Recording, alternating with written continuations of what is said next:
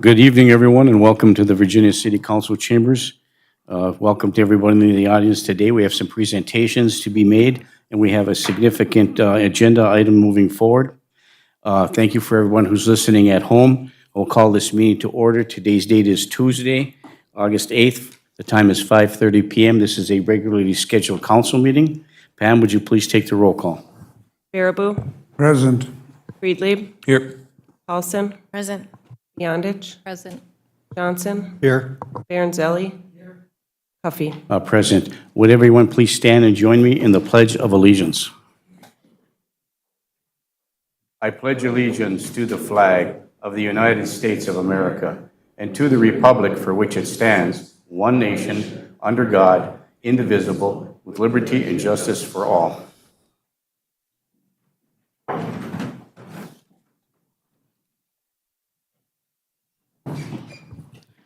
Okay, we move to item 4 on the agenda, which is a public forum.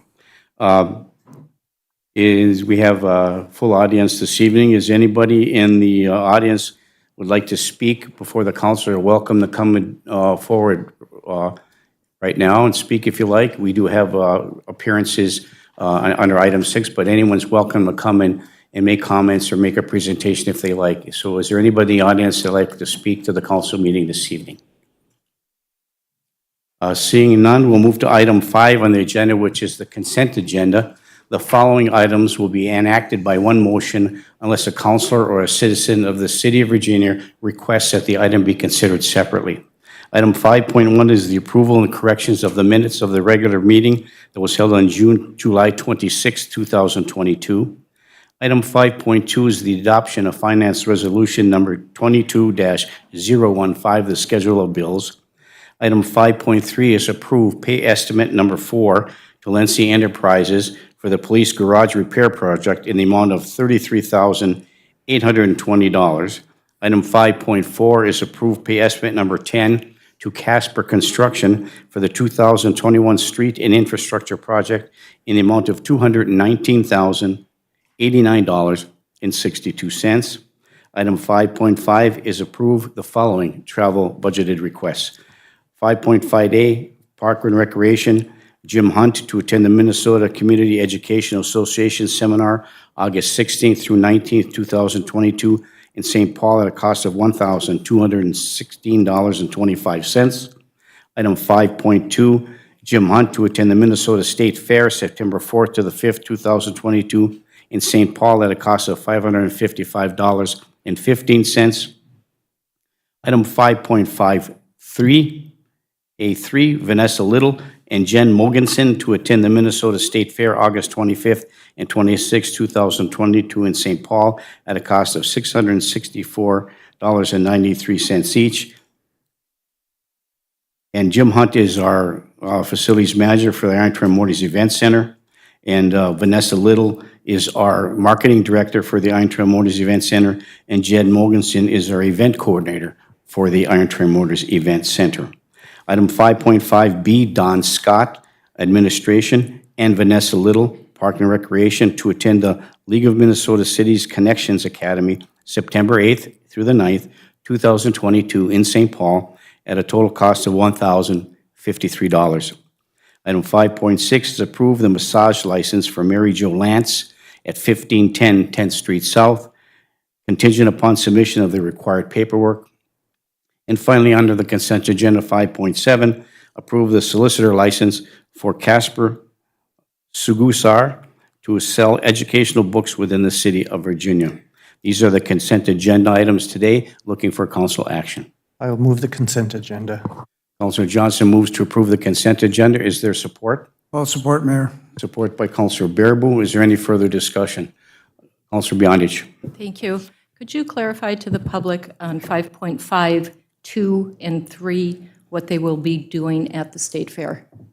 As you know, it's part of the Iron Range Tourism Bureau tag team.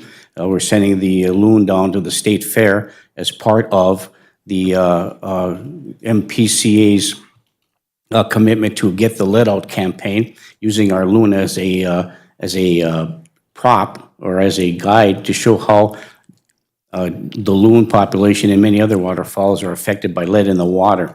as part of this process, we did approve the loan to go down to the state fair, which is going to, all costs are going to be incurred by the MPCA and the committee. And we are sending these two individuals down as part of that process to the the Tourism Bureau to accomplish, to meet and greet and to sell our community and talk about the loan and what we're doing at the Iron Trail Motors Event Center and trying to promote that as well. So that would be reimbursement to the city of Virginia? That is our commitment to the Iron Range Tourism Bureau. No, this is a cost that we will be incurring. Thank you. You're welcome. Anything else? Councilor Freely. Is there any specificity with regard to the educational books that will be brought to Virginia? What do those entail? Educating us on what? Is there any? In the past, I'll have to refer, their educational books, are they in reference to what? Is that religious education, I believe history and history? English and things like that. Is this somebody that's been approved previously, has done this before? They usually come once a year. Okay, so this is something that we've done in the Yes. past? All right, thank you. Thank you, Councilor Freely. I'm not sure if it's the same person, but it's the same style of same idea. Anything else from the council? It has been moved and supported to approve the consent agenda with no further discussion. All those in favor signify by saying aye. Aye. Aye. Opposed? Motion carries. Thank you. We'll move to item 6, appearances. Under 6.1, we do have appearances this evening. Mr. Dan Rabideau here to discuss the Iron Trail Motors Event Center Dryland Training Room. Mr. Rabideau, would you please come forward? Thank you. And the microphone, if you just push the button to a green. And please state your name for the record and welcome to the City Council meeting this evening. Thank you. My name is Dan Rabideau. I'm here representing the Wolverine Blue Line Club, which is the boys portion of the high school hockey program, but at the same time representing the message from the youth program as well as the girls high school hockey program. And this topic relates to the use of the dryland facility in the current Iron Trail Motors Event Center. As many of you counselors know, this is not the first time that I've been in front of you speaking about the importance of having a fitness and workout area for both our youth and our high school boys and girls programs in order for us to maintain the level of success and develop the athletes at a level that we have a commitment to both them and the community to do. We have been in constant negotiations and discussions regarding the use of the weight room dating back 25 plus years.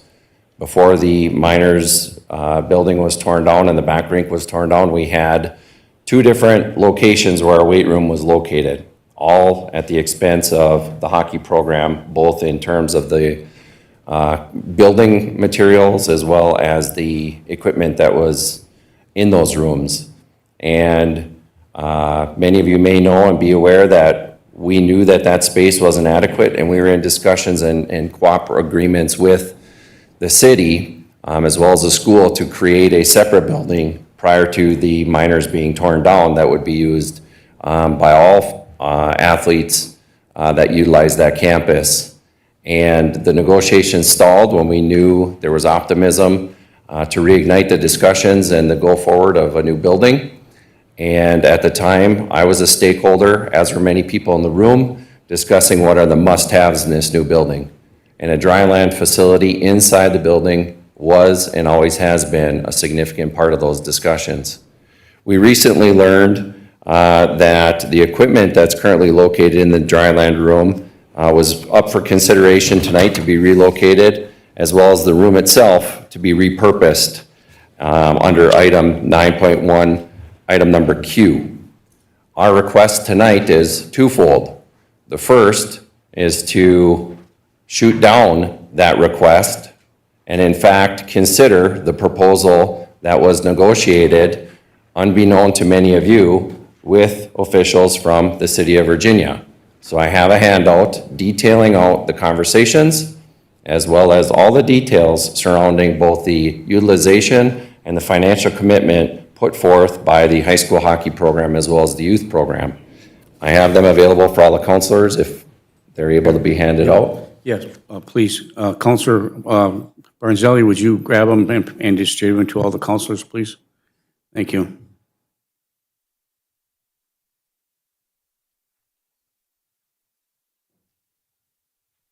As you'll see from the notes that I've provided to you, this discussion didn't just happen recently. We've been in negotiations regarding this information since April.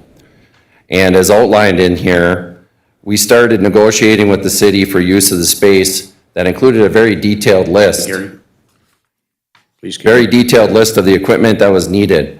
This equipment was chosen by our high school staff in cooperation with the vendor as well as the staff of the Iron Trail Motors Event Center.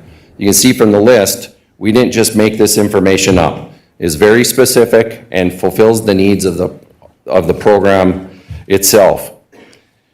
We then, on April 28th, met and discussed the terms and conditions for utilization. Those terms and conditions included the insurance, cost of the flooring and installation of the flooring, cost of the equipment, an agreement on a 3-year deal, the availability for use during normal working hours, the facility's ability to block out dates with a 30-day notice, i.e. if a concert was in the arena, the required list of, we would be required to provide a list of adult key holders, we'd be required to have adult supervision, and if there is abuse, the facility can suspend our privileges of either an individual or the organization as a whole. As you can see, these were not something that we took lightly, and in fact was a good faith effort on our part of all of our programs to work with the staff on site on how that room was going to be utilized, staffed, supervised, and financed. If you continue to look at the details, we agreed on April 21st to purchase all the equipment listed for $24,730.19. That was a commitment by our youth and our high school hockey programs to put forth the money necessary to purchase the equipment that was provided for that specific room that was requested by our high school hockey coaching staff. We then, on May 18th, agreed to a lease payment because we knew that we needed to have access, that unlimited access based on normal working hours for our players and athletes to be able to attend or participate in utilization of that room given the appropriate supervision. And that amount was $450 a month for 36 months. It's our understanding that the equipment was not purchased outright, but rather a 3-year lease. Once we found that out, 3-year, 5-year, however it is, we were told a 3-year, we would be able to purchase the equipment for a $1 buyout. So we would arrange the lease to be done in accordance with whatever the city needed to do.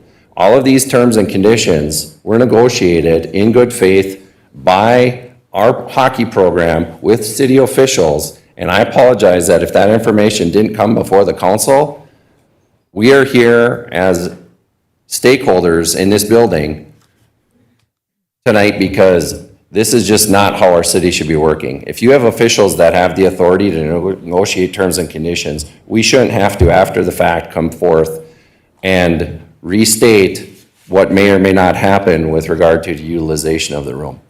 It's unfortunate and it feels disappointing, but if the information wasn't there, we're here to provide you with the information.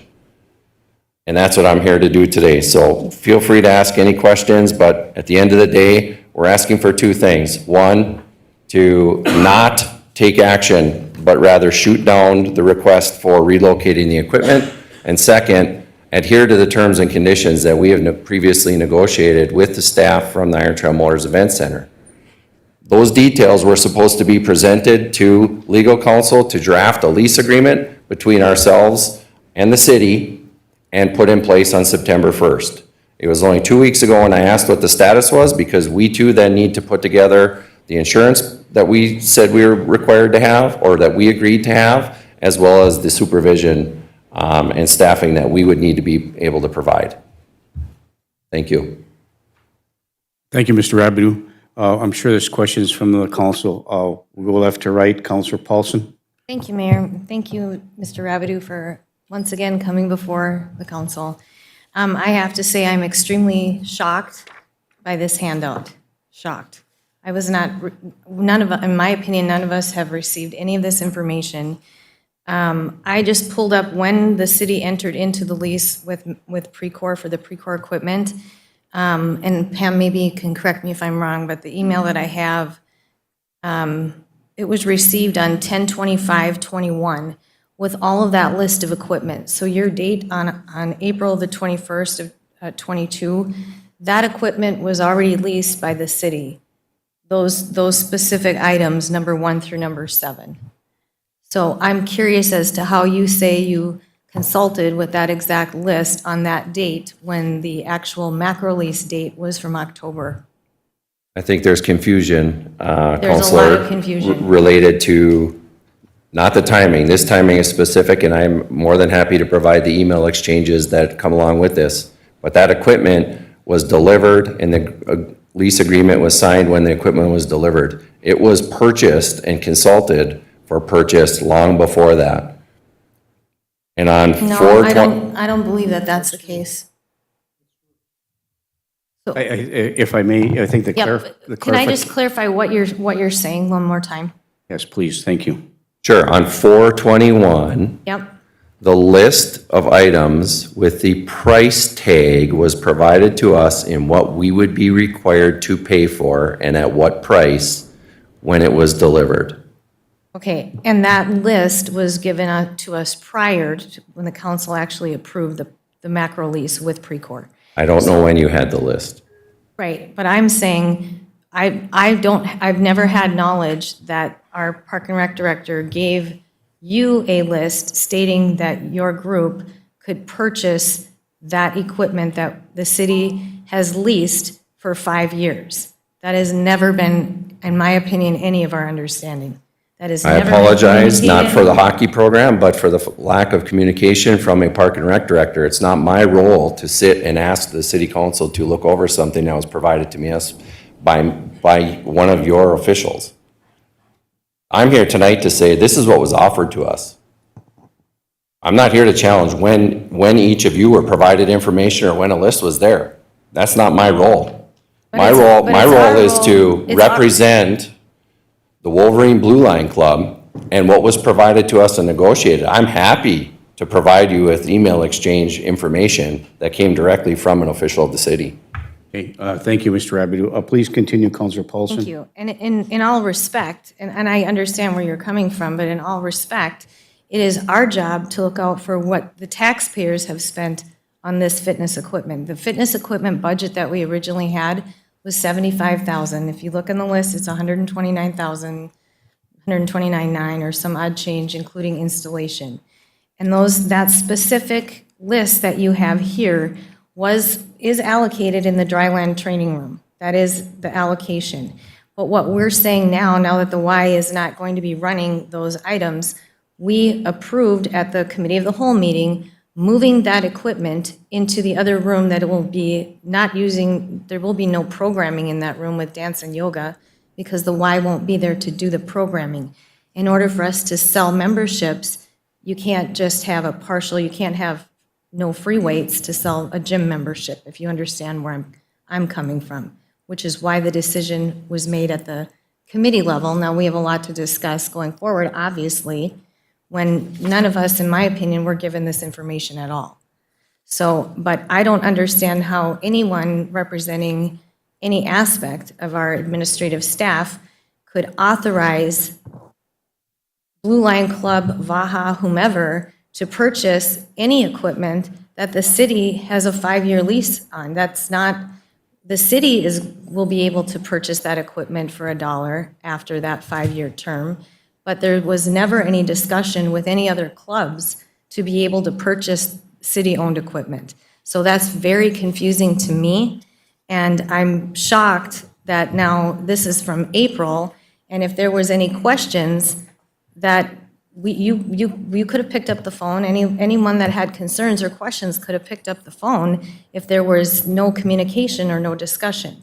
So I'm a bit concerned about this position, and the taxpayers paid for this equipment. Now, I understand what you're suggesting is your club wants to pay for that equipment, but that's not what was negotiated originally with the macro lease between the City of Virginia and the Precor purchase through macro lease.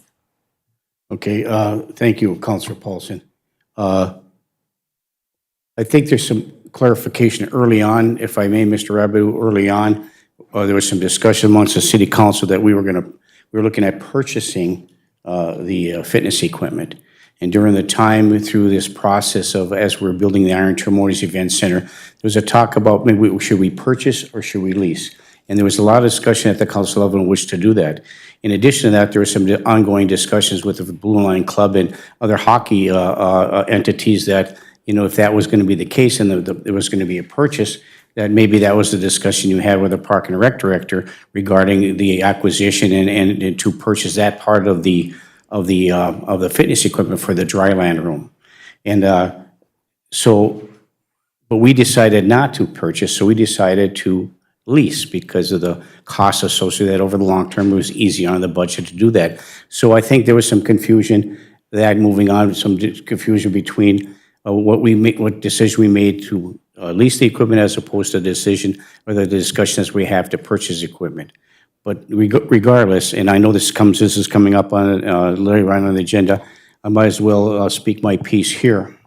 I believe that during the course of the discussions about the building of the Iron Trail Motors Event Center, part of that process, and during the tours and all the discussions that I was aware of, and some of those people in the design team can maybe give some clarification as well, that the dryland room was intended from the beginning to be part of the program for athletes to use as a substitute for training that did when there was no ice time, and that's why it was named the dryland room. And so all the equipment that you have, the hockey has in there, that the hockey program has, the part of the boards from the old Miners Memorial Building is in there. They got a shooting system in there, all those kind of things set up. It's not a building that, it's not a room that is pristine. It's pretty basic in that regard. You have other equipment that's in there. And so I think that was discussed about you having access and utilization of that dryland room. Now, we have an issue with respect to the equipment that's in there now that we've leased it. And I have had some discussion with our city administrator with respect to how can we now sell equipment if it's under a lease. And under a 501c3 through the Precor agreement, we're not allowed to sell that equipment. But moving that equipment from the dryland room over to the other room should not negate the usage by youth hockey in that regard. It shouldn't have any issue, no encumbrance to the use of that portion of if it's moved to another room. But I still consider the dryland room for that purpose. That's my perspective of things. And so this is bodes for further discussion. I know later on down the road, we're going to be talking about that motion that was moved forward from the committee of the whole meeting, moved to discuss at this council meeting, and the purpose of this committee of the whole meeting is to discuss things, move forward to the city council meeting, which is tonight, for further discussion and determination, A, if this motion is going to move forward, or B, if this motion gets, other action is taken where there's more additional discussion that's needed for this process. And I concur. I think the dryland room, it was for the hockey program. I think that was originally the way it was in the beginning, and I think it should continue to be that way. Just a matter of discussing and trying to figure out the equipment aspect of it and the use of it with no encumbrance on the part of the hockey program. So anybody else have anything to say? Councilor Baraboo? Yeah, I've got a couple of questions here that are pertinent to this discussion.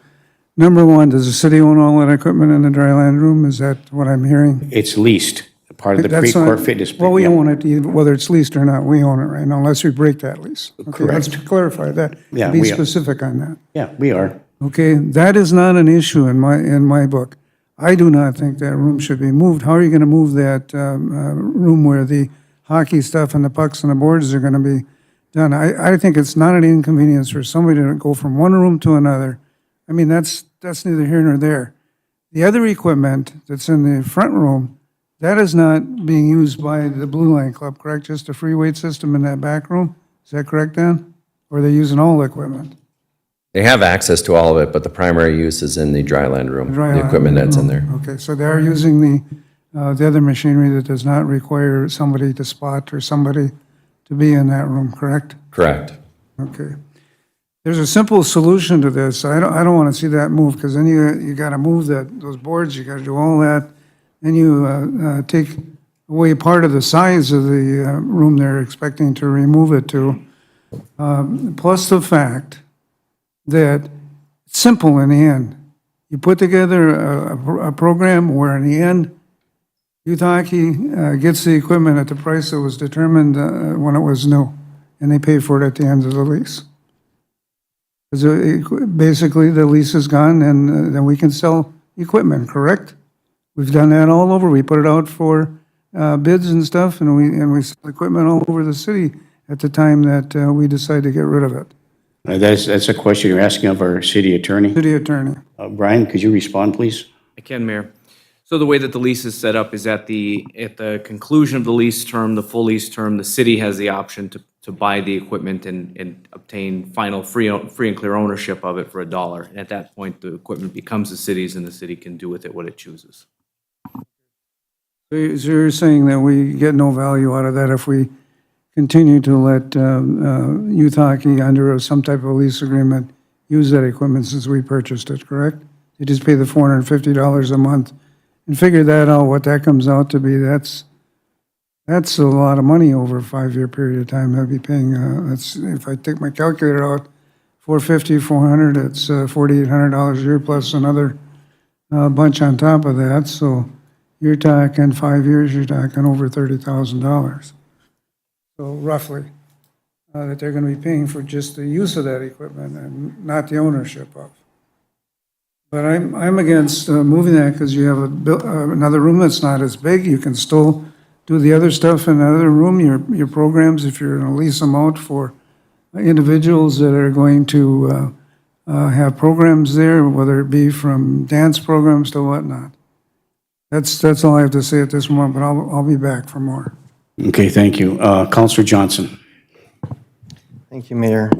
I appreciate the clarification on the lease, that it's our equipment and we can't sell it. Thank you very much. That was also an email Britt had sent. I am frustrated that this hasn't come before us officially until now, whether it be from Parks and Rec or administration or from other folks. I don't understand why we can't share. It's a dry land room. I've always said it should be a multi-purpose room. I have never been a fan of it being defined as a dry land room. My understanding is that in the initial plans, the very first plans of that building, there was no extra room upstairs, none. And then as we were building and looking at it, a member of the hockey community came to Brian and said, hey, there's some extra room, what can we do with it? And it was designed. To clarify, Councilor Barable, we're not talking about, at least from my understanding from the committee meeting, moving everything. We are talking about moving the city-owned weights into the other room so they are accessible by not only the hockey people, but by citizens who are going to have a membership to that building. And that draws to my next question that maybe you can answer. How often between 8 and 3 p.m. will hockey players be utilizing that equipment? During the summer months, I would say more often than not. So During what the- between during this- September 1st and May 31st? How often will those students be utilizing that equipment?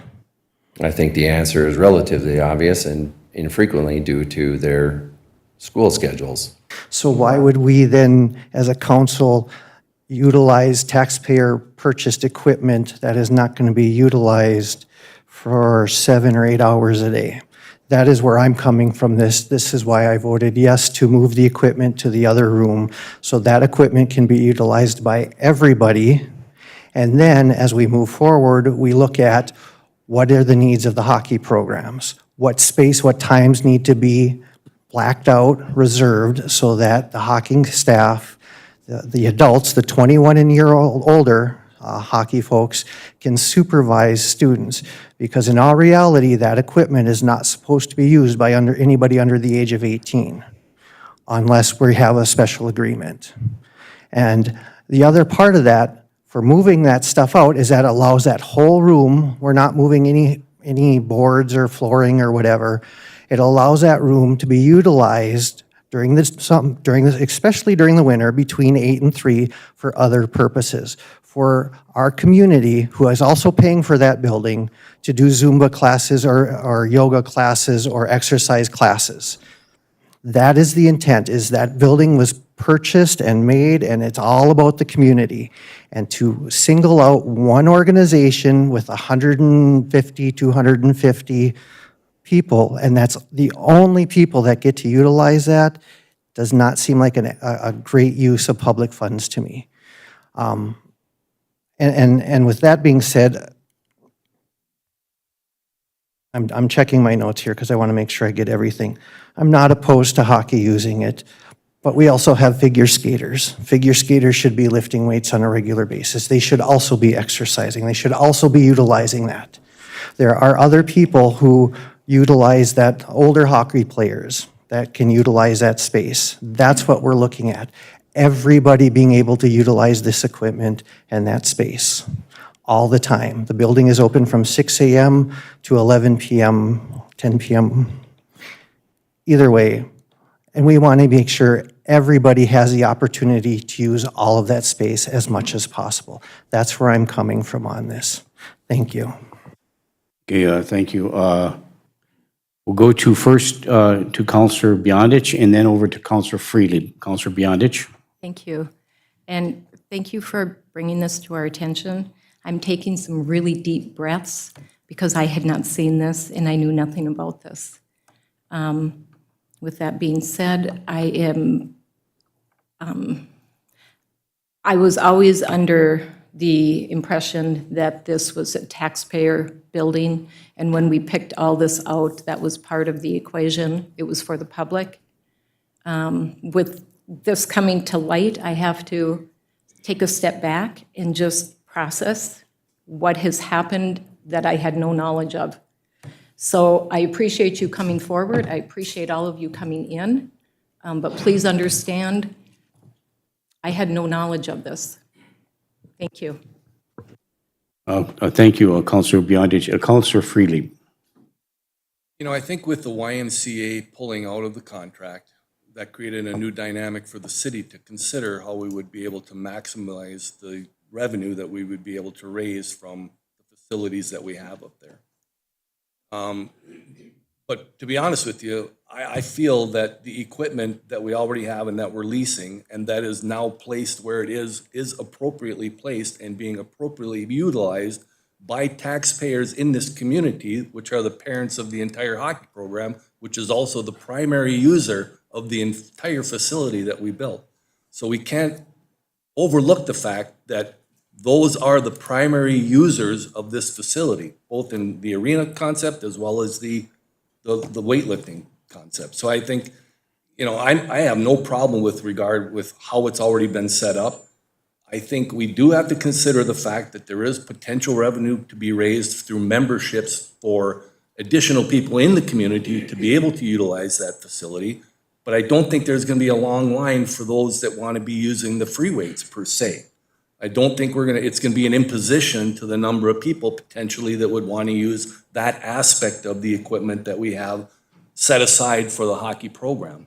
And if that becomes the case, then we'd have to reevaluate how we would be able to give accessibility to those people in that facility without necessarily even having to use it. Because there will be many hours during the day, like when the kids are in school, when we could potentially provide accessibility to that equipment, if you're okay with that as a hockey program.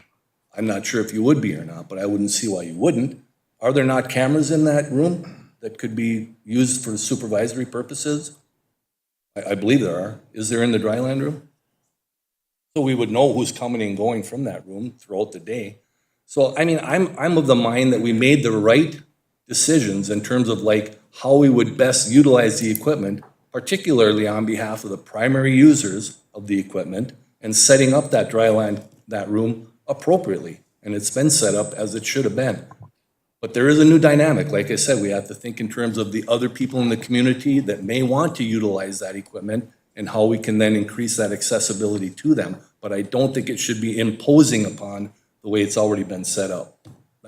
So I won't be supporting moving it. I don't think that that makes sense. We'll find a way for people to be able to utilize it without having to move it.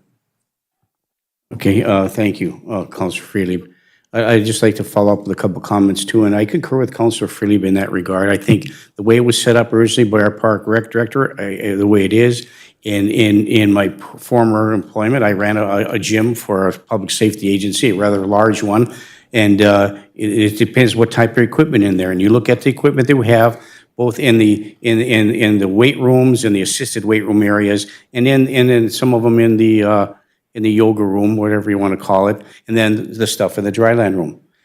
That equipment that's in the dryland room, there's similar equipment already available for the general public in the fitness and the regular fitness with all the equipment. It's very similar, the same style of assisted equipment. The only thing that's not are free weights. And that was the original discussion at the committee of the whole meeting, was about free weights.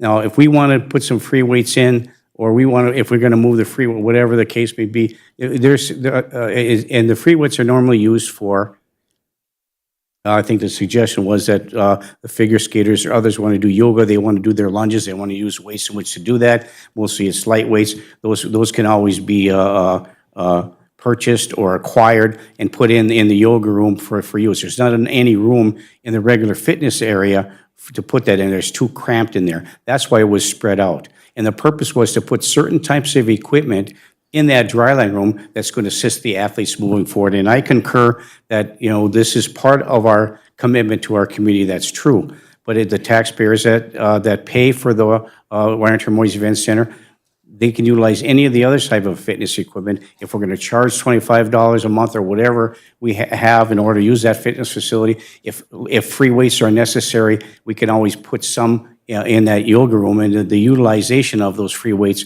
are going to be, I think, minimal at best. So I'm not going to support as we go down to moving the equipment either. I think that it's I think it's just the way it is. It's fine the way it is. That's the way it was designed. That's the way it was planned by our park and rec director. That's the way it was put into place.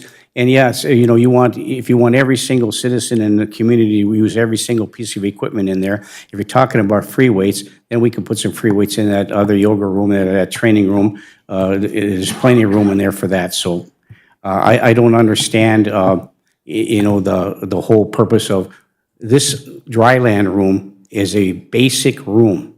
It's very small. And by moving this equipment out, it's not going to improve any viable usage if you continue to leave the hockey boards and all the other equipment that's used by the hockey program. So I'm with Councilor Freeman on this. Councilor Johnson.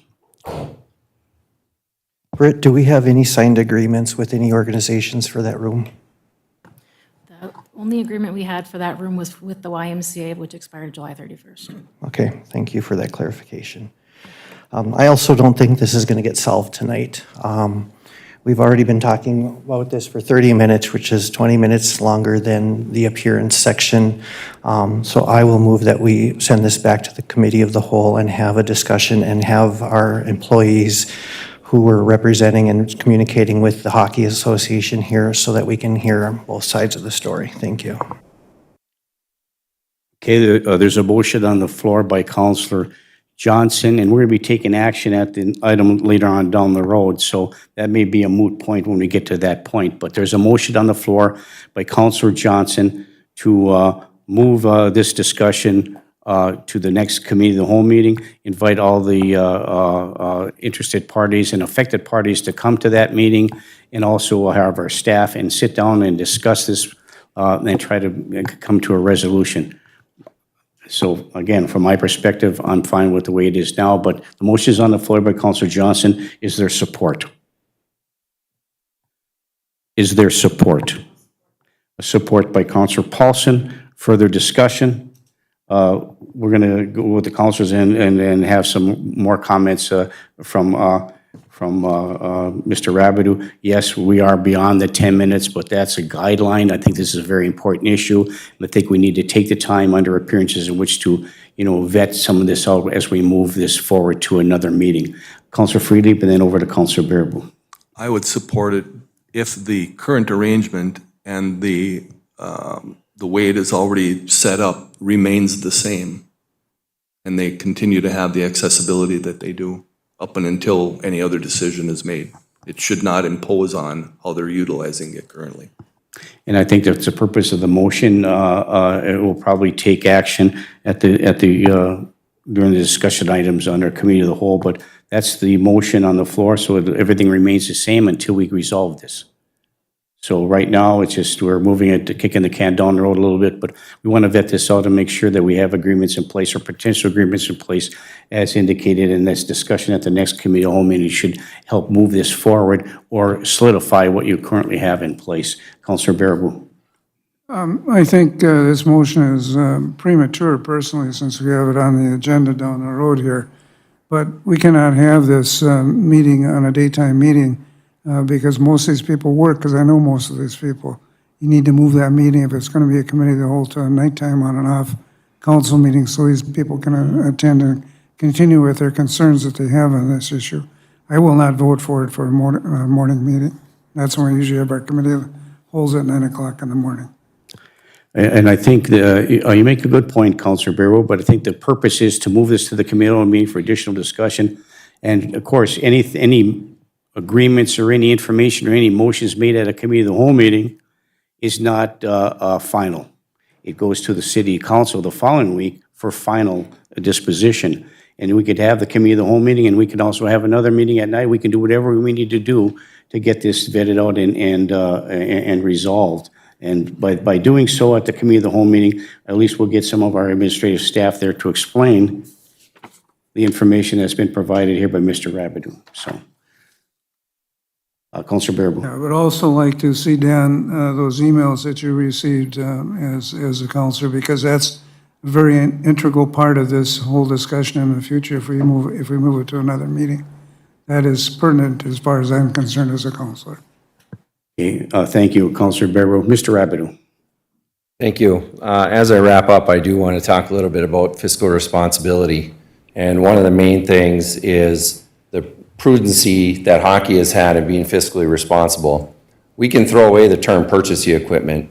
We can design this as a lease and the city continues to own the equipment. Our offer and the acceptance by an official of the city was to purchase it, so there was no financial burden to the community. We covered it. If the city wanted to replace the equipment that was in that room, they now have the funds to be able to do so. In addition, we offered a lease to use the space.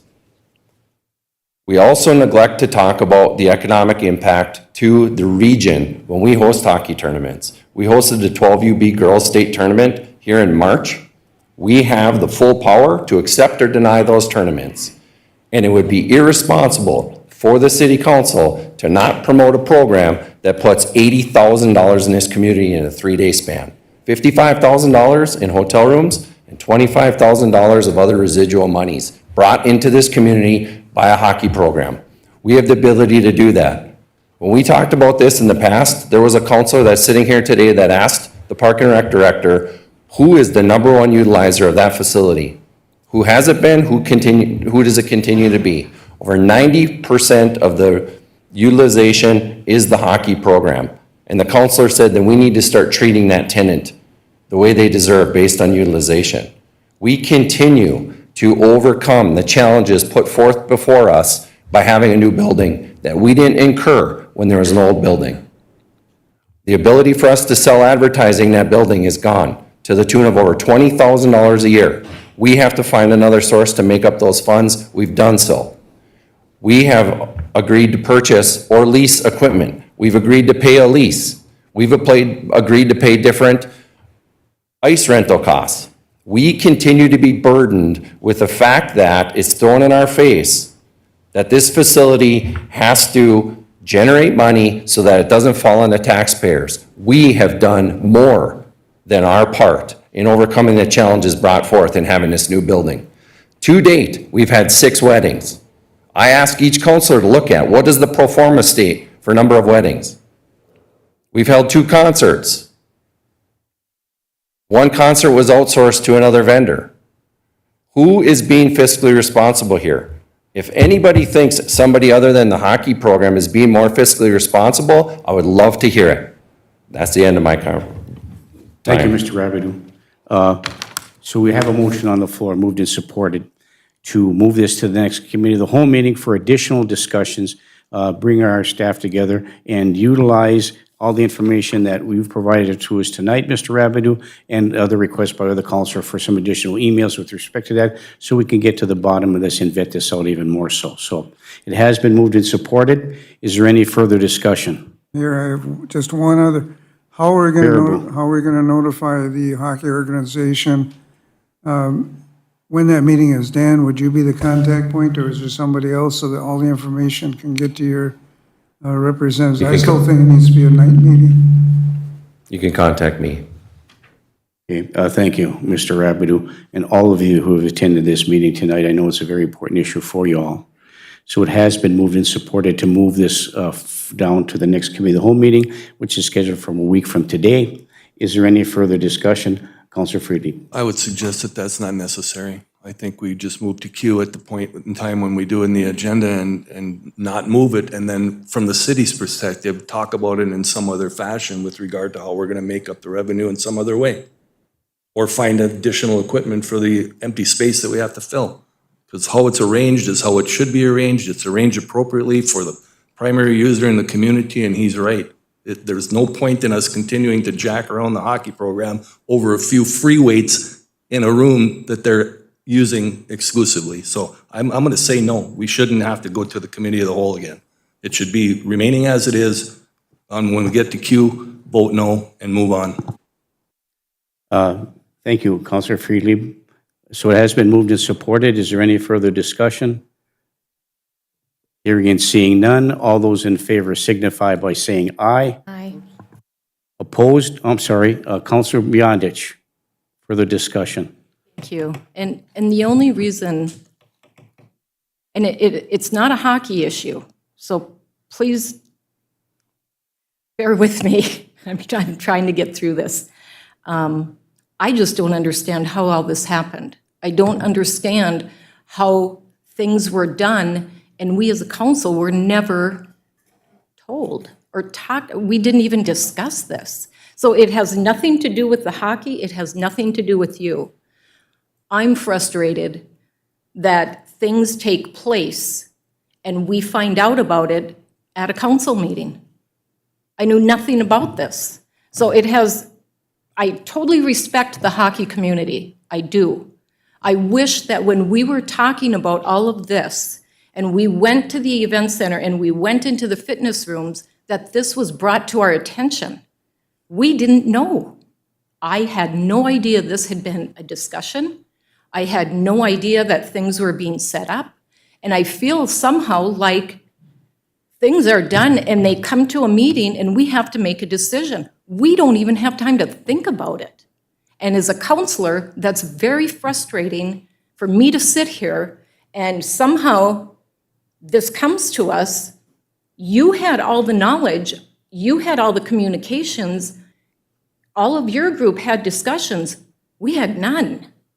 We had nothing. And it's not anything to do with you, or I'm just kind of blindsided. And so I'm taken aback at how this council and how this whole thing works, that we are not even brought up to date on the conversations that have happened with a major part of that building that supports it. You're right, you do support it. You do bring the hockey, you bring the tournaments.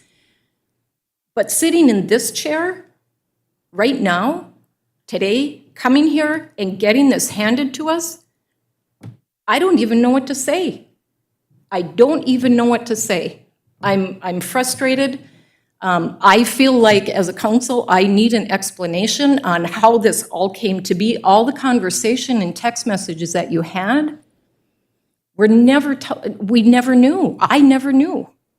And that's my frustration. It has nothing to do with hockey. I support hockey. I love hockey. I totally get it. But I just want to take a breath, and I want this part to explain to me how this happens. Sitting on this council, when we come to a meeting and we don't have information on what has taken place. So I hope you can understand where I'm coming from. I have always looked at this facility as a public building, but I totally understand hockey is a major part of it. I support hockey. I just need to take a breath. I just need to take a breath and understand how all this communication went on, and it gets brought to the meeting and put on our desk, and I had no idea this was going on. None. So I apologize. I feel like I need to just take a step back and discuss, where did this come from and how did this happen and why is it coming here? And we're just finding out about it. We've talked about those fitness rooms. We've talked about them. And it was never brought to our attention. My attention, I'll speak for me. So I hope the hockey community understands where I'm coming from. I need to take a breath and find out how this happens, that I feel like I'm blindsided. That's why I was specific in the dates and the details. Thank I didn't you. make those up. Thank you for doing that. I appreciate all the information you brought to us. I truly do. I truly do. Thank you.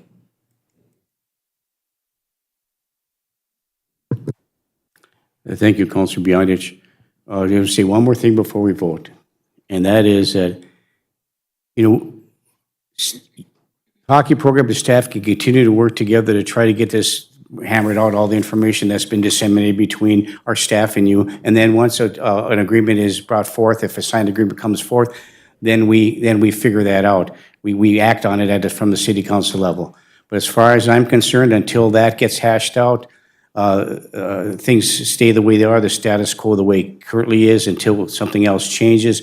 And so I'm going to be voting no as well on this. So, Councilor Bearwood, did you have one more item before we vote I here? just have one more thing. We got to go back here even further in this. We got to go back to the original concept when we decided to build the ITMEC building, back to what we promised when we tore down the old miners. We promised a lot of things to this organization, Dan. You remember, and part of this is right in all this that we promised when we tore that down, when we built a new facility, when you folks came in and the high school came in. So there's a lot more to this than we're sitting on here tonight. So don't forget about that. We need to dig out those things. I'm going to vote no probably on this too now as I think about this more. Okay, thank you, Councilor Bearwood. So it has been moved and supported. Is there any further discussion? Councilor Freely. It needs to be said, but I'm going to say it anyhow. Maya, I hear what you're saying, but the reality is that there was no mismanagement from our department head, as far as I'm concerned. He had conversations that were made and decisions that were made that he should have the authority to make that don't even necessarily have to come to the council's decision-making authority, in my opinion. He was doing what he felt was in the best interest of the facility and the primary users of that facility, and was set up as such so that it was being used appropriately by who needed to utilize that.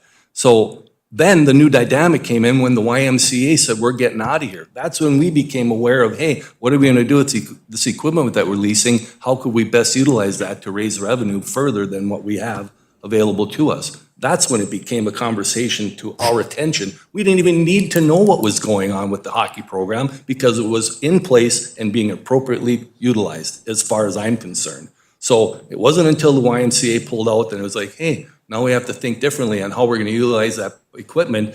Nobody's gonna have access to that free weight, so now what are we gonna do? Let's move it. we were premature in making that decision, in my opinion, because I said at the time we were talking about it, we should talk to the hockey program first before we make the decision to start flip-flopping things that were already in place appropriately. So I really don't think we can fault anybody for this. I think that decisions were made at a level beyond where we needed to be that was assisting a program and utilizing equipment that was appropriate for their program. And now we have to think in terms of like, what else can we do on behalf of the rest of the community?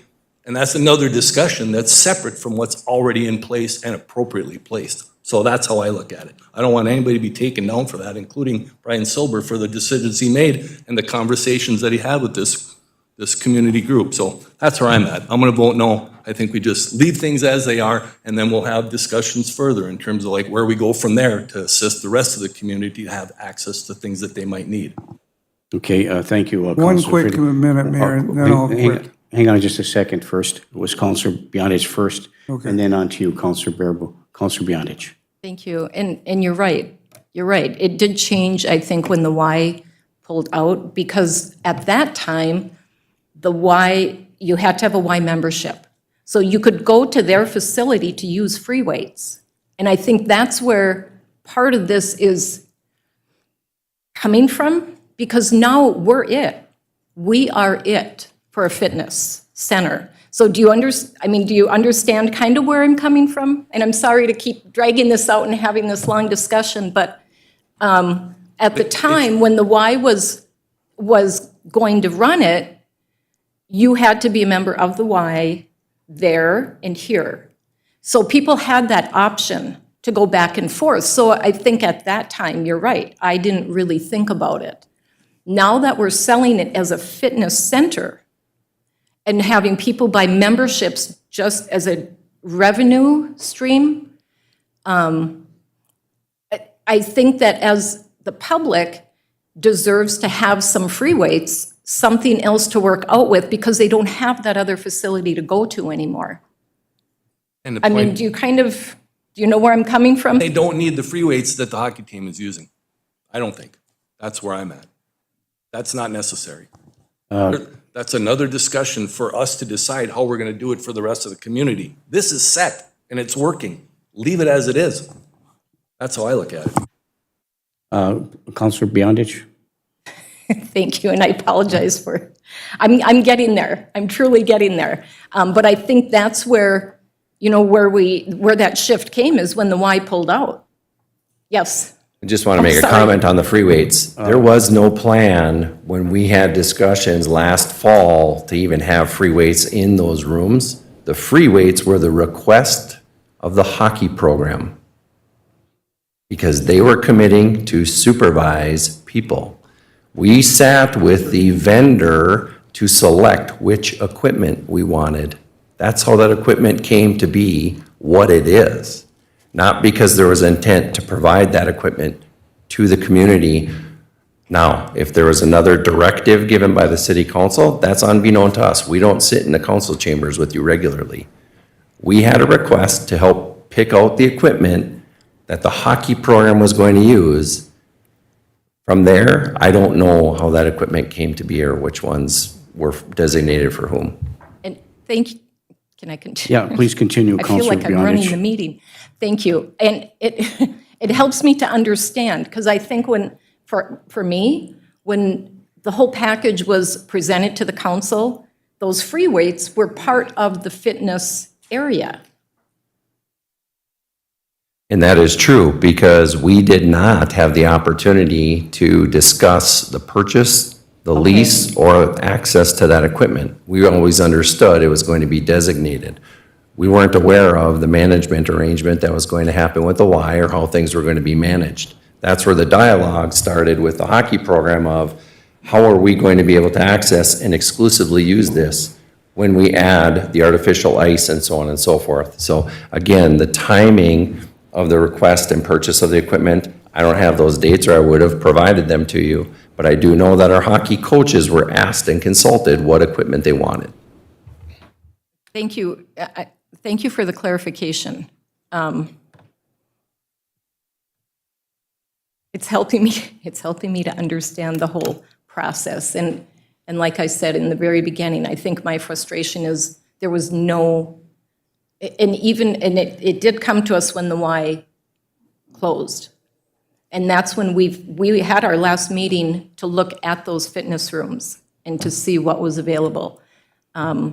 So I appreciate you bringing all this information forward, so we can figure out how we can make this work. And I know it will work in the end. So thank you so much for coming, and if I have questions, I hope I can call you. Thank you. Okay. We're circling back to the original thing what we talked about before. And there's a motion on the floor to move it to the next committee of the whole meeting. So we'll take two more comments, and then we'll call for the question. First, Counselor Barnzelli hasn't had an opportunity to speak, and then we'll go back to Counselor Paulson. Counselor Barnzelli. Thank you, Mayor. Councilor Baraboo, you remember back in the 15, 16, 17, 18, we didn't have a problem like this. Everybody that was on here, the same 6 people plus the mayor, it went well. And I don't know what's changed, but it was, we agreed it right in this room, and it went on for the next 20 years. Hockey. Never had any problems like we're having now. Thank you. Okay, Counselor Paulson. Thank you, Mayor. And I think where I'm coming from is, you know, before having this handout, Dan, that you provided, I'm not a fan of exclusivity for one group. It is approximately $25,000. I don't know where the end page is, 17,000. I don't know where that diminishment came from. I don't know if you have that email. I do, because the equipment in the list for $24,000 did not arrive, get assembled, or put in the room at all. It is in a different room, not accessible. Well, it can be used, but it's not exclusive to the hockey program. Therefore, as part of the agreement to purchase It got or removed- lease, it got removed from that the list from Okay, 24 to okay, 17. I can appreciate that. Where I'm coming from is the exclusivity issue. And had we had a discussion about then if that's the case, we could have said, okay, here's the set group of equipment that goes in the dryland training room that your lease for 36 months is going to offset. There was no conversation. And where I'm coming from, I want to be a part of that conversation, because we all came together as a council and we said, now that the Y's not here, we need to figure out this space, and we need to figure out better, because now that the YMCA is not here, we are going to be having community members coming forward looking for places to, in terms of the Y's pricing structure, not like in Anytime Fitness or Supreme Court pricing structure. Those folks are disenfranchised. So that's why we came together. And when you look at that and you say, okay, now one club is saying, we want exclusivity, but it's a 5-year lease based on taxpayer dollars, and we even went above and beyond what the original budget was of $75,000 for equipment. Although the bottom of that list, I don't know, I want to say maybe it's $6,000 to $8,000 for installation or whatever. And if we paid for that and they didn't do that, I'd like to know that as well, that answer as well. And so in moving that equipment, now I had conversations when we came together at the committee of the whole level for free weights specifically, maybe not bench press, but for me, free weights are your kettlebells, your weights, your benches, the other machine, the pull down machine. When I go to my fitness center, I expect all of those things to be there. You can't do squats without weights in your hand to balance yourself. So you have to have, you don't just need machines, you need to have some, if you're gonna actually do a well-rounded workout, you need benches and you need some free weights, meaning dumbbells, kettlebells. I don't know if you agree with me. And I'm getting some looks over there, but I frequently work out. And I know the majority of people that work out use those. They don't just use the cardio machines, they use access to all of the above. So that was the intention of moving that equipment. Now, if everybody's saying, hey, that dry line equipment works, and maybe we need to get some additional equipment for the yoga and dance room, because when it was pitched to us about, okay, how are we gonna maybe do this? And that meeting unfortunately did not get recorded, so that's a very big disappointment, because it would have been really helpful for this entire group and the rest of the public to understand just how extensively we had conversations and we talked about each user group and were respectful for each user group, including the taxpayers that do in fact pay for that building. And we all support that building by the additional 1% sales tax. So yes, hockey is the majority user, but now that the Y is not there, there's also some part of obligation for us to be able to utilize as a regional area for people to come and use that fitness equipment, as well as the figure skaters being able to utilize training, strength training, maybe through dance, ballet, yoga, that sort of thing that Jill Westerber was trying to set up with the kids. I'm not sure if you're aware of that, but that's part of what they were doing, as well as using some of the machines and the equipment. So what my intention was looking at the all-around user and how we could combine, like Councilor Johnson said, the overall utilization to make it the most user-friendly for our entire region and our entire community. So I hope you can appreciate where I'm coming from. And yes, this is very frustrating. And I will say that when we came together as a council, I don't know, 2 or 3, maybe it was a month ago, when we found out the Y was pulling out, we said, okay, now we have to set up a meeting and we need to be more engaged in what this looks like. And that's why we did it. So, I mean, I'm hearing a lot of anger, and that frustrates me. And, you have my phone number. Most people that I know I can see in the back have my phone number. If there's some questions, I'm happy to answer them. But when it comes to, Councilor Friedlieb saying that, our Park and Rec director is doing his job, well, we as a council decided to come and revisit this issue. So this should have all come before the council to visit this and what this looks like. And I don't know who told you that you could purchase equipment that was on a 5-year lease. You can't do that. I mean, you could creatively write a contract after the fact, after the 5 years, but that was never our intention, or it never came before the council in that way of fashion, or fashion at all. Well, I can't stand here and say that everybody represents one another. We worked with a representative of the city, whether they had the authority, they had the direction, they had the this. That's not for us to determine. I can appreciate that. And I understand where you're coming from. What should have been then communicated to you was, we have a pending working document with the hockey program that needs to be visited before we make a change. If that wasn't communicated to you, that's why I'm here. Not because we're trying to do anything outside of who we are supposed to work with. No, and I get you, Dan. I wholeheartedly get you on that.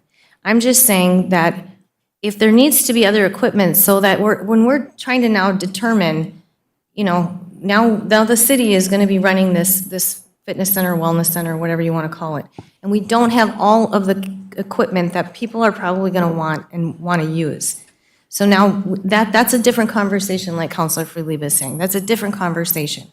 But I guess I don't know where the communication breakdown is, and I think that's what Councilor Beyondich is asking for. But in my opinion, this council did ask to be engaged with that specific space. We asked specifically to have a meeting to be engaged with those 3 rooms specifically. So I apologize that you were not a part of that discussion or invited to that discussion. And usually when I've made motions in the past, I've asked for all user groups to be included in that conversation. So for that, I do apologize, but it was not my intention to disenfranchise anything to do with any of the clubs. It is my intention to utilize the very best that we can for the equipment that we've already purchased for this community. Thank you. Thank you, Councilor Paulson. Last comment, and then we're going to vote. Okay. Councilor Baraboo. Mayor, we're missing the whole point on all this stuff. What have we done as a majority of 7 councilors? We've given authority to our department heads to put together programs, to put together what they need to do. Have we ever asked for specifics on the ITMEC when it comes to concerts, when it comes to utilization from the iron ore industry that had 800 people there? No. We have left that, has never come to the council except for final approval with all this garbage. Our management people have approved those things and brought those things. Brian Silver has to schedule those things along with, Brett gets involved with scheduling, I believe sometimes, correct, Brett? And we've put together agreements through the attorney on some of these venues like the concerts and stuff without it ever coming for us to look at specifically at this council. That's what we hire these people for. If we want to keep that thing revenue generation, we have to have these events in there. Who's going to go out and search for them? I'm not going to as a council. None of us are going to search for these events. That's what our management people are for. We cannot micromanage what we do in some of these buildings, and that's what it's becoming. And I don't want to go there again. I've been there once as a counselor. I don't want to ever see that again. Thank you. Okay, thank you, Councilor Baraboo. So I'd like to get a comment from our city attorney, Lindsay. Brian? Thank you, Mayor. I just wanted to make a point of clarification. Under the structure of our city government, the council is the sole body that has the ability to commit the city resources to this type of contract. And so that's where the official authority lies. And so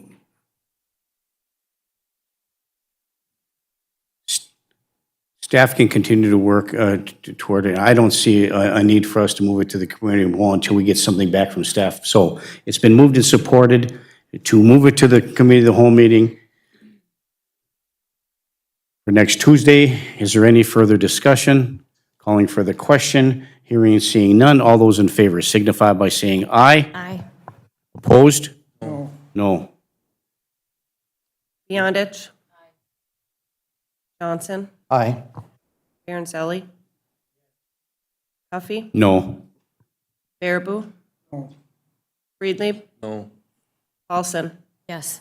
Motion passes 4-3, so there will be a meeting at the committee of whole meeting. But until such time is you continue to operate as you always have. And hopefully we'll be able to come to some kind of resolution through our staff. And on behalf of myself, you shouldn't have to be here today. We should have already had an agreement in place. Everything should have been fine. I have no problem with that. If the issues brought forward are need to be changed, we can certainly do that within our current structure. So thanks for coming, Mr. Rabideau. Thank you, everybody, for Thank you all coming. for your time. Yeah, thank you. Okay, we move to item 7, unfinished business. Item 7.1, the property located at 410 5th Street South. So, Brian, do we have any more information about as the clock ticks? Mayor, we don't have an official update at this point. We are still attempting to schedule that inspection, hopefully ahead of our pending deadline. But if not, we have a plan in place to secure an inspection shortly thereafter. Very good, thank you. And please come forward. Thank you, Mr. Kingsley. You don't have to make an announcement. We all know who you are. So thanks for coming to the council meeting. And please, any questions, comments, or concerns that you have. I don't know if that's good or sad that you know that, but so we're 2 days till deadline, and it doesn't sound like he's making any effort, which I expected to schedule that meeting. So do we have the paperwork drawn up for the warrant? Yeah, it's a process that would have to, it's begun, but it'll have to be completed as of the date of the deadline. And what's the estimated timeline on that being served then? It's not served. We file it with the court, and it's a court process. And so I'd like to say it happens pretty quickly, probably within a day or two. The courts will get a look at it, and it'll take some time for them to evaluate it. They don't do it as quickly as they do criminal search warrants, but it does happen relatively quickly. And curiosity question, being that roughly 120 days ago, you had city officials out at the property looking at it and had the landlord tell you a string of things that was going to happen, that he was going to do, and justified stretching this out for 120 days. Is there any repercussion for just bold-faced lying to city officials? And this, by the way, is not the first occurrence of that happening. Mayor, if I may. Yes, please, Brian. The simple answer to the question is no. The 120 days is a statutory period that he's given to come into compliance. Ultimately, the result is if the things that need to be corrected aren't corrected, then the city gains the ability to take the actions necessary to make any corrections that are necessary and charge back to the property owner. And so, the simple answer to the question is there a negative consequence to a property owner for lack of a better phrase, kind of leading us on or telling us things that there's no follow through on? No, the ultimate result is that the city gains an ability to take an action at the close of the 120-day period. I think that's all I have for now. Thank you, Mr. Kingsley. Any questions, comments from the council? We'll start right to left. First, Councilor Beyondich. Thank you. Do we have the inspector lined up for that, and who would that be?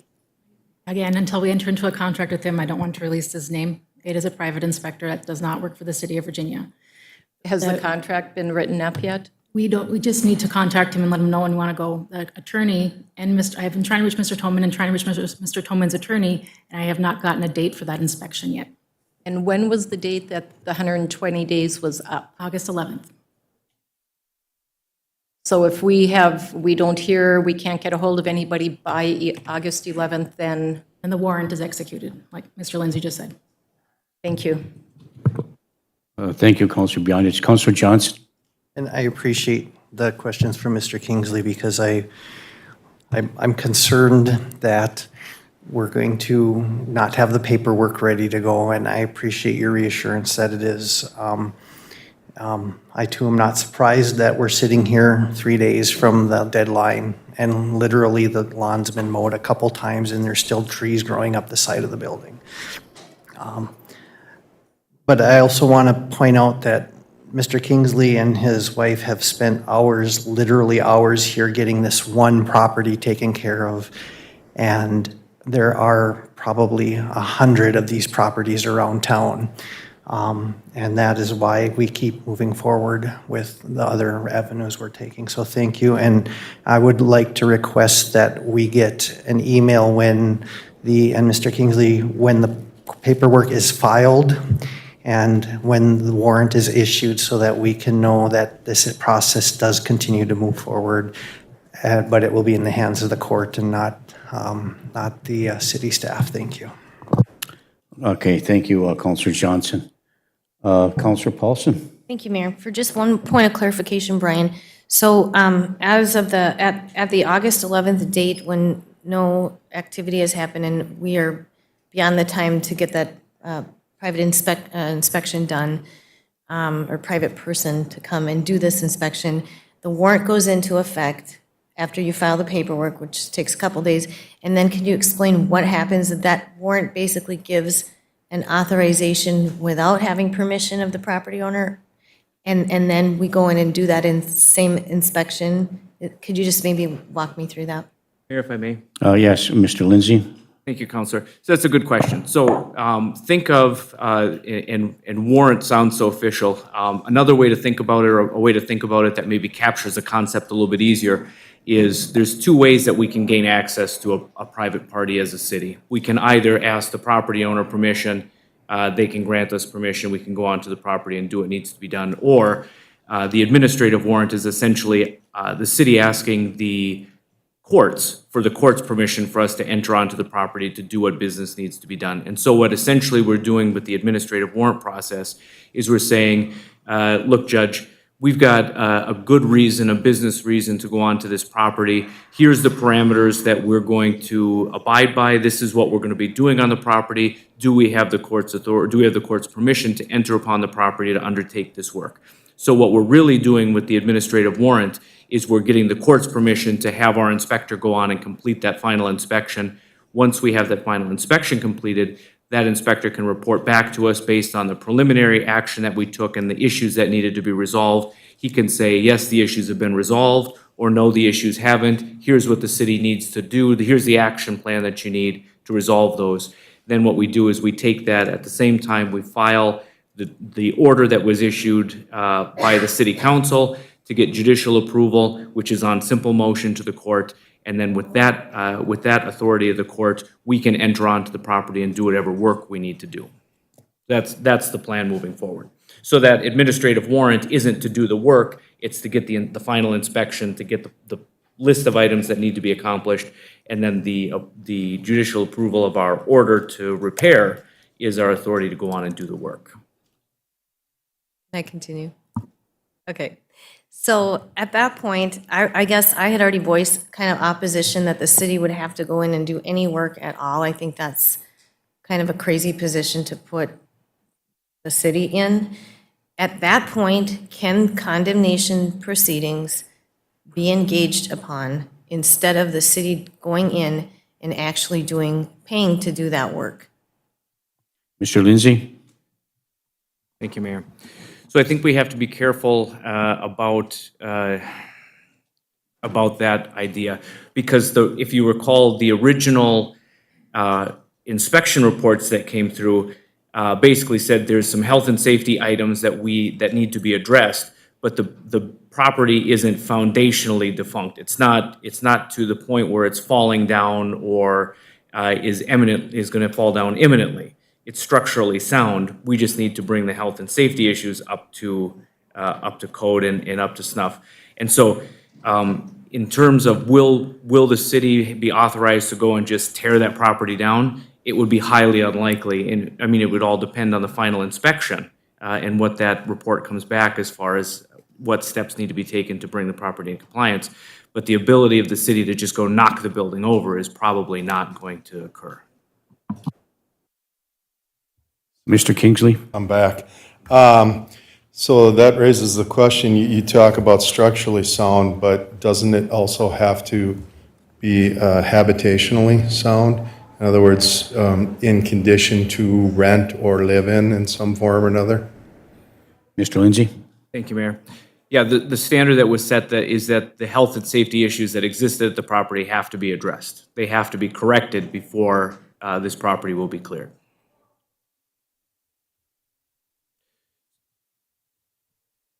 Okay. Thank you, Mr. Kingsley. Okay, anything else on this before we move to item 7.2? Councilor Baraboo? Counselor, he paid the back taxes on that place and brought them up to date, did he not? So it's not in tax forfeiture anymore, or it still is in tax forfeiture? Because that brings up another sticky point if he did that. Counselor, I do believe that whether they've been completely brought up to date or whether there's been an agreement entered into the county, I don't believe that it's an active foreclosure at this point for taxes. Well, that brings up the city getting probably put on the hook to repair that stupid house and what's there, correct? I think we've got to find another way out of that to tear that thing down. There's a couple others in town, and I'm going to bring up one tonight that I don't even know if it's on our list. Because I went and looked at it yesterday from complaints from neighbors and from another individual who has rental property right across the street. I'll give you the address right now. It's 507 11th Street South. See if that's the one that's got a burned out garage in the back. If it's on our list, fine. Then I don't have to bring it up later. Okay, thank you, Councilor Baraboo. So, anything else related to this property? Councilor Paulson? I just have one final, I don't know if this is a pertinent question, but can a civil litigation take place to enact or to, I guess, move the needle along further if any civil litigation were to take place by any of the people in the neighborhood? And I want to be careful because I don't want to give legal advice outside of my role as the city attorney. There are potential claims, nuisance claims and the like. Thank you. Thank you, Councilor Paulson.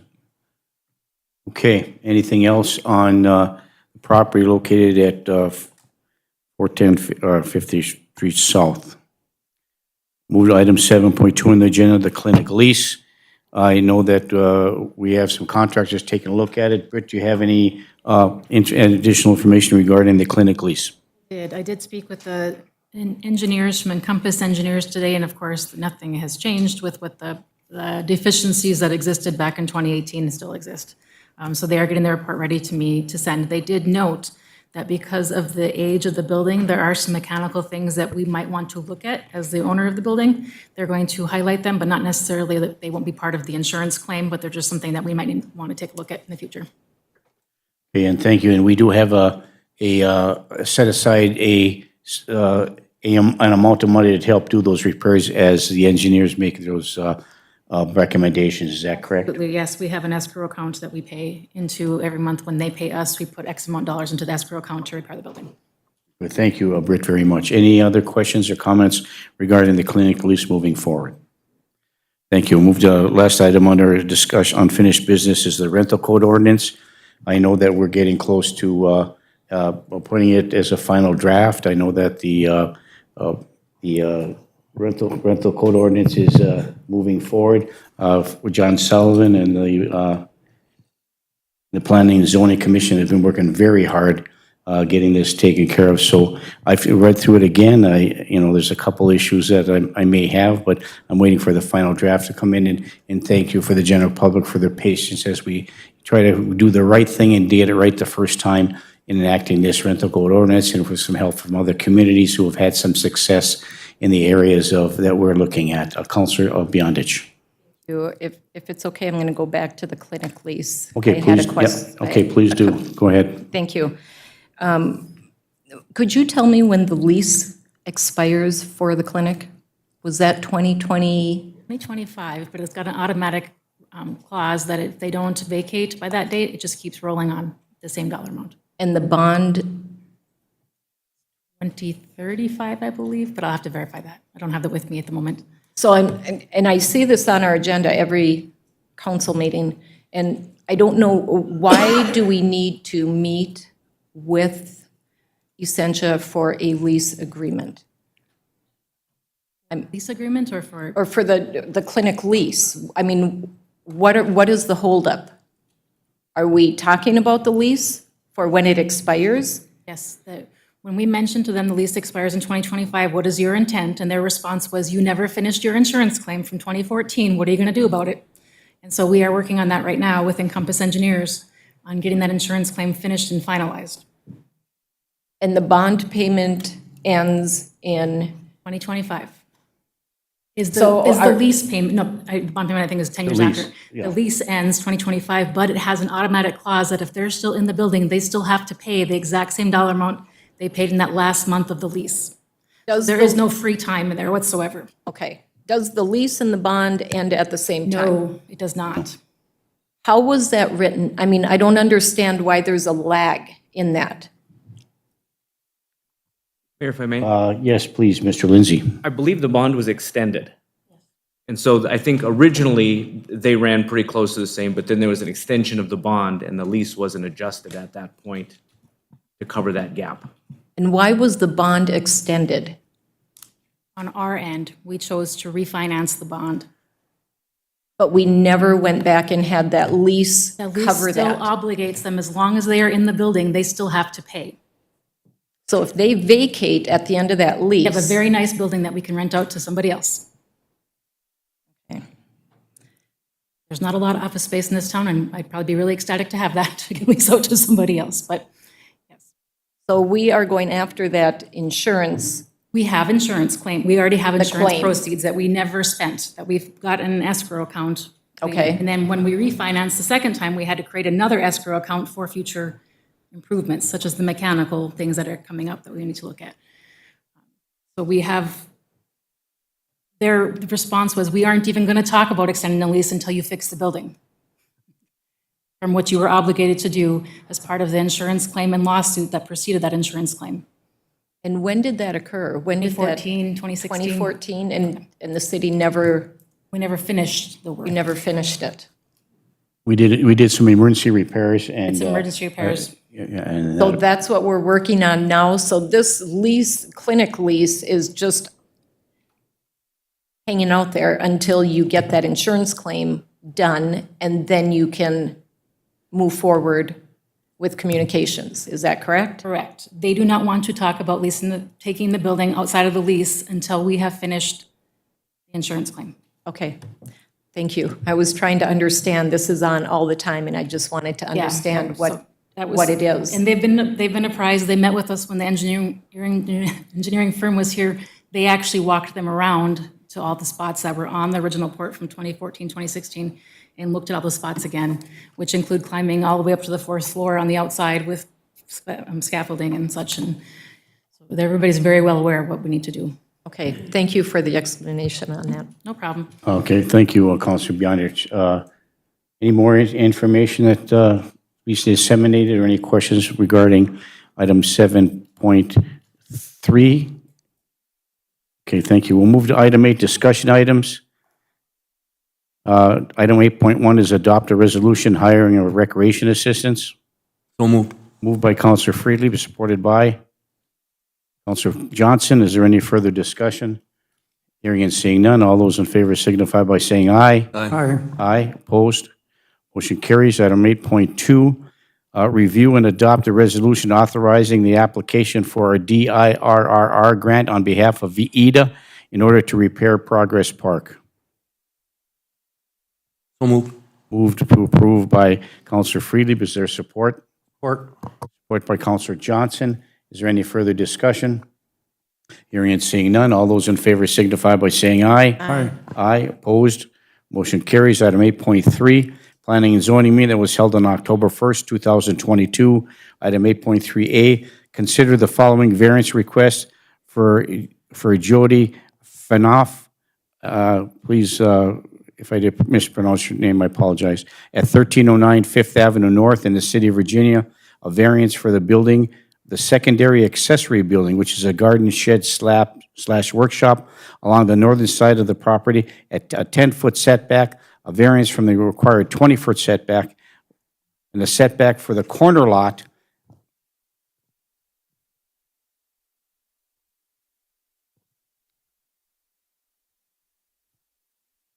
Mayor, Counselor Freely. is that the end of the information? Yeah. Okay. It's a 10-foot variance request to a 20-foot required setback. Or It's my corner lot. understanding that that yard has a lot of geographical challenges. There's a very large drop-off at that point. What's the after 10 feet. recommendation of the commission to approve? I'll move approval. Counselor Freely moves to approve that variance request. Is there support? Support. Support by Counselor Paulson. Is there any further discussion? Hearing and seeing none, all those in favor signify by saying aye. Aye. Aye, opposed, motion carries. Item B, 8.3B, consider the following variance request from Virginia Building LLC, Iron Trail Motors, at 1301 17th Street South in the city of Virginia, a variance for building a new car wash along the southern edge of the property. Applicant is asking for a variance from the 30-foot setback requirement to place a car wash approximately 2.7 feet from the front property line along 17th Street South. I would move approval. Counselor Freely moves to approve. Is there support? Support by Counselor Barnzelli. Is there any further discussion? Counselor Bearable, and then we can hear from the audience. Counselor Bearable? I have a concern with that closest setback to the, you're talking about 17th Street South, correct, where they'll be along? If the snow plowing in the wintertime, where are they going to put that? They can't shove it to the southern side of that street. That's going to be right up against their doors and stuff. If that's where their car wash door entries, I don't know where they're going to be, but it's going to be up against their building. And I don't know how that's designed for that particular entrances. I wouldn't believe it'd be off of 17th Street, it'd be off some other portion of that property for the car wash. Okay, well, I went down to take a look at it. I think Counselor Freely as well. We have representatives from Iron Trail Motors here. If you would mind coming up and just explaining, to Counselor Bearable and the rest of us as well, moving forward. But before, as you approach, we'll go to Counselor Johnson. I'll point out, Mayor, that it was moved and supported to deny the variance request by the Planning and Zoning, and I think that we should honor that. Well, there's already a motion on the floor to approve. So I understand the Planning and Zoning report. It says in there that they denied it, but there was a motion to approve and there was support to do so. So we're in the discussion mode, but thank you for pointing that out. Please state your name for the record and welcome to the City Council. Brian Schacht. So, thank you, glad to be here. Iron Trail Motors has a great need for a car wash, and so we looked at where we could put this car wash on the property. We've got some requirements from our manufacturers, both Chevrolet and Toyota, to make sure that we wash all the cars for our service customers. Additionally, we've got a need to wash the cars on the lot, being right on 53. Our cars are constantly getting dirty. Currently, we wash cars across the street at the Cenex, and that is very problematic because that facility is in repair quite a bit of the time. There's also long lines there, so for us to serve our customers, it's very difficult. Additionally, we're putting extra traffic on 17th Street and going through the intersection across the street, which would be eliminated by this new car wash. So what we proposed, I know there's some concerns on a setback, there's some concerns, I know some neighbors have concerns on noise. Trying to be good neighbors, we designed the building. It's an addition to the Chevy building right on the south side. There's no entrance off 17th Street. The entrance is in our parking lot, the entrance exits in our parking lot. It's not going to be a publicly used car wash, it's only for our internal use. So the only people driving through that car wash are Iron Trail Motors employees. We've designed the building to have no additional noise. I know 17th Street's very busy. There's some noise to the neighbors from the traffic there. We've designed the car wash so it's completely enclosed. So when you drive in, the car wash does not start until the door is shut. And the drying process, we've extended the length of this addition, so the drying process in this car wash happens completely inside while the doors are shut. No additional noise. As far as the variance, one of the things that came up in the Planning Commission was that it's a large variance. The existing building that's there has a variance already of 10 feet, so we're asking for an additional 17 feet. The concern on the snow, I think you made the concern on the snow. This building is going to sit inside of our existing parking lot. So it's going to be off of the curb of our existing parking lot. So there's still the entire parkway there for snow, so snow won't be a concern. I think that's pretty much what I have. Darwin, our architect, has kind of a layout that's going to go on the big screens to show you what's there. Another thing in talking about how close to the property line we're going to be, Darwin's got a few things to show you. Almost every building on that street is on the property line. You're going to get me hooked up? Almost every building on that street is on the property line, as you'll see on the attachments there. In addition, Super One down the street is right on the sidewalk. So what we're asking for is something that will have zero impact to the neighbors, something that is a great need for our business. As we've looked around the lot, because of the utilities that are there and because of the needs we have for space, it's really the only place that we can put a car wash that would work for our business. So I'll turn it over to Darwin, he can show you the rest. Okay. Sure. I can just move, click them.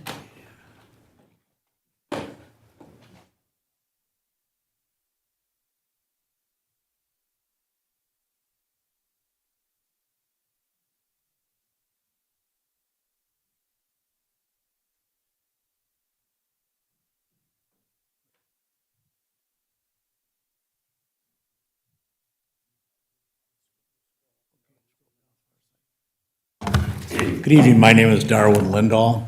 I'm the architect on this project. And I've got a little slide presentation here I'd like to go over. Let's see, where's your mo? Rather briefly, but I think one of the things that we want to do is basically this is a site plan. It shows actually the existing property. And then the next one, see, I can't even see your mouse on here.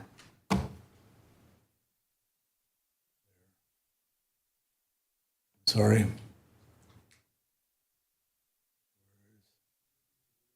What's that? Just use the wheel? Okay. I scroll it here.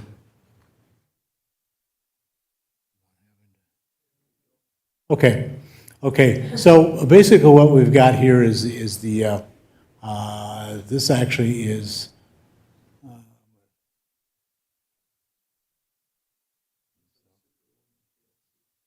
Huh? Yeah, I know, I got the, trying to think, okay, here it is. Okay, thank you. Basically, what we did after the planning commission last week, we went through and did some further investigation regarding some of the items that they had. Basically, you'll see here, there's a dash white line and a dash white line on both sides of 17th. That is actually the property lines right now. And this was taken off of the St. Louis County website. So basically, you can see that the property line is right at the curb, and as Brian had indicated, the car wash will be in this location. So the green space that was concerned about the snow, nothing has happened with that. I think I would also want to add, it's kind of interesting because we found out that in looking at this, that the residents across the street, it's actually the garages and not the residents or the homes, and they are virtually on the setback or the property line right, or the city right of way right now. And basically what this says, and I just showing this here, this is like the right of way is 66 feet, and it shows up that it's about 67. That's about as close as you can get as far as scaling.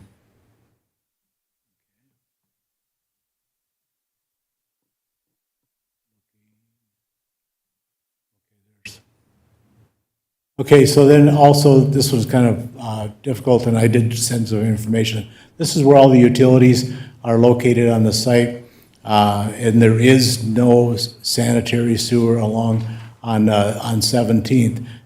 When the original Chevrolet showroom was built, that actually it tapped into the existing line, which is the only line that there is servicing the property, and that actually goes down to 18th. So basically, you've got the water and sewer coming down, and that is the only location. One of the questions that were asked last week is, well, what about where anything on the east side next to Kentucky Fried? Well, Kentucky Fried actually comes off of 12th, so there is no availability as far as any utilities. This is the only thing, the only utilities available on the site, and they are rather shallow.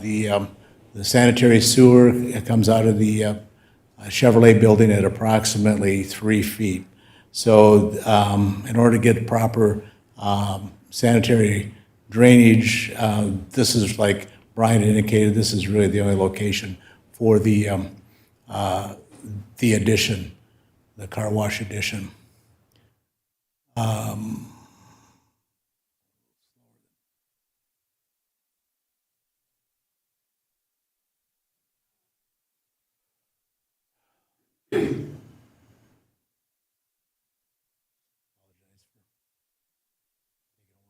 Okay, now it goes. This is actually the building, or the addition. You can see that is on the south side of the Chevy building, and right along on the south side, you can see where the existing curb for the parking lot. So again, it's not going to be in the right of way at all. And the snow stacking, the concerns the city had, will not be an issue, because that's not changing at all.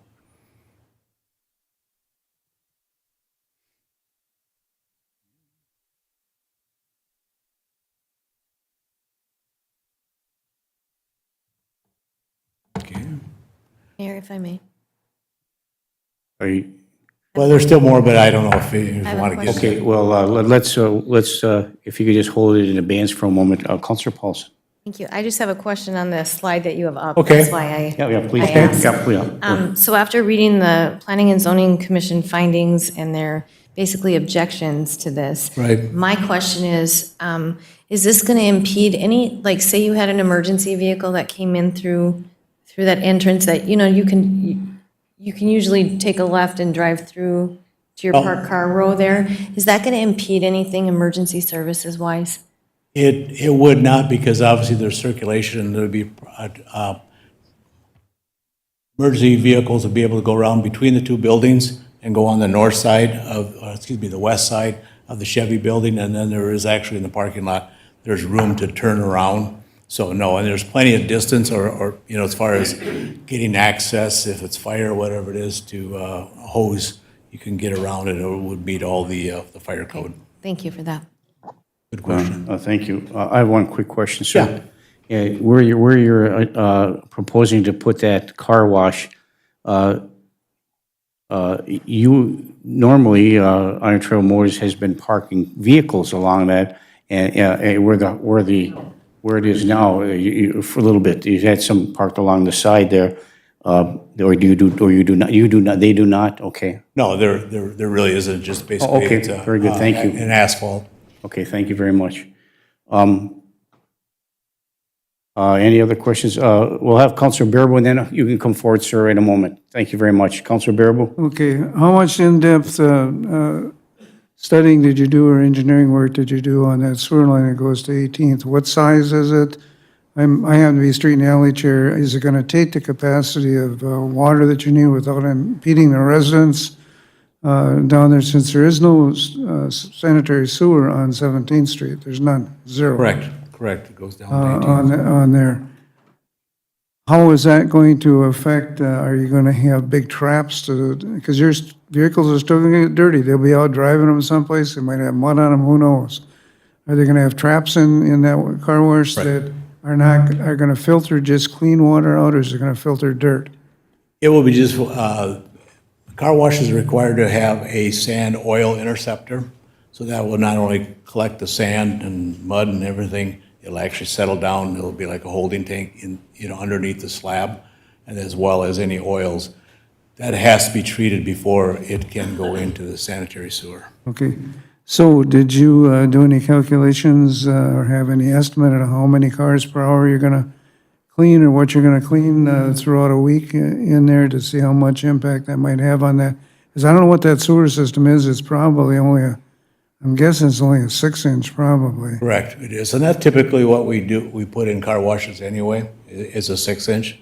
It's not a large size, because it will have a tank inside. But those normally go to a main line with how do you want to call manholes and stuff. Usually they do. Right. But there's no place to put a manhole here unless you're going to do it on 18.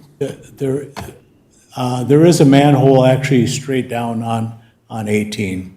And I scroll forward, there was that one that had all those lines and so forth. It's in that packet. That shows where the sanitary is. So we're not concerned with that, because the flammable waste trap will be collecting water, and it's only when that fills up will it be discharged. I think the estimated number was 35 to 40 ROs a day. So basic. How many? 35 to 40 ROs, or repair orders, in their service department a day. So, you know, conceivably, that's the amount of cars that'll be going through the car wash. So it's not going to be constant like you would see at a public car wash. And again, this one here is only for Iron Trail Motors, and it will be their employees that will drive the service customer vehicles through, or else if they want to go through and clean up the vehicles on the lot. But you usually clean all your vehicles after servicing, correct?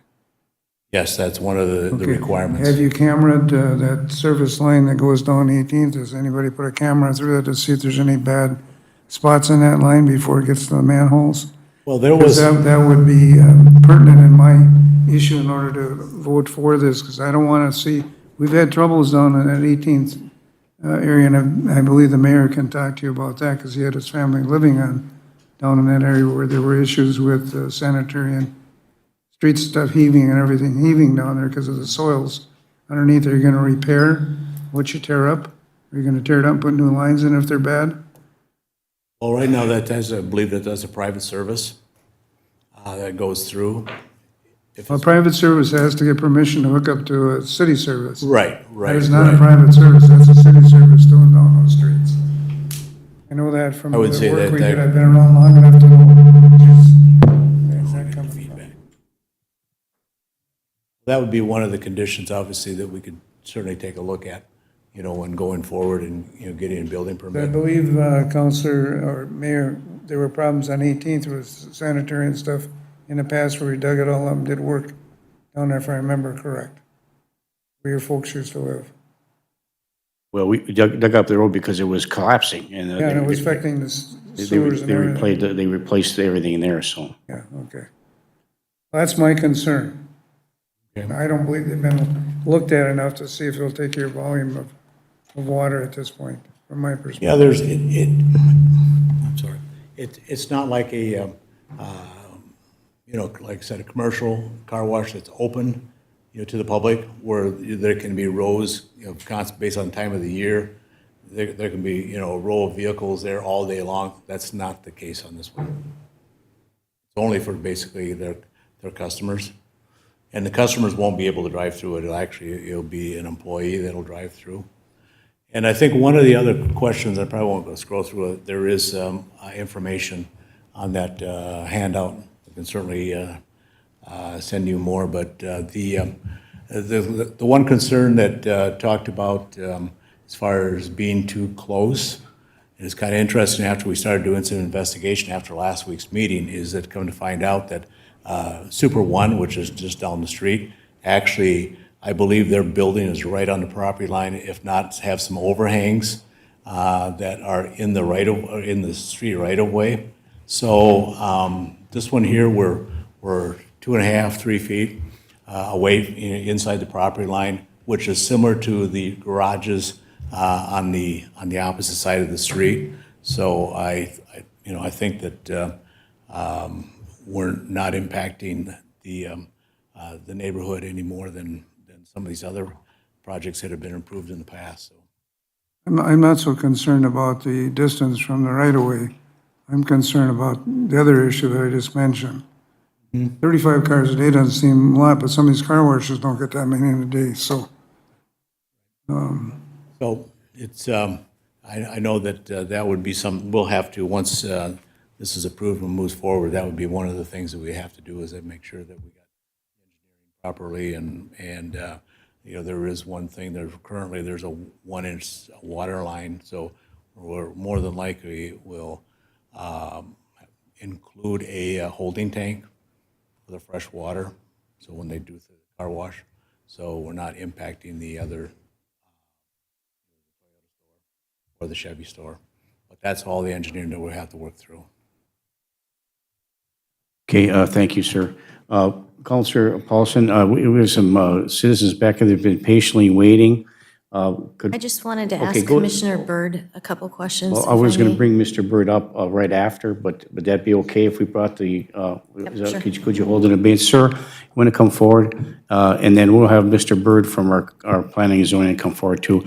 Please, sir, state your name for the record and welcome to the council meeting. Thank you. My name is Connor Johnson. I live across the street from Iron Trail Motors.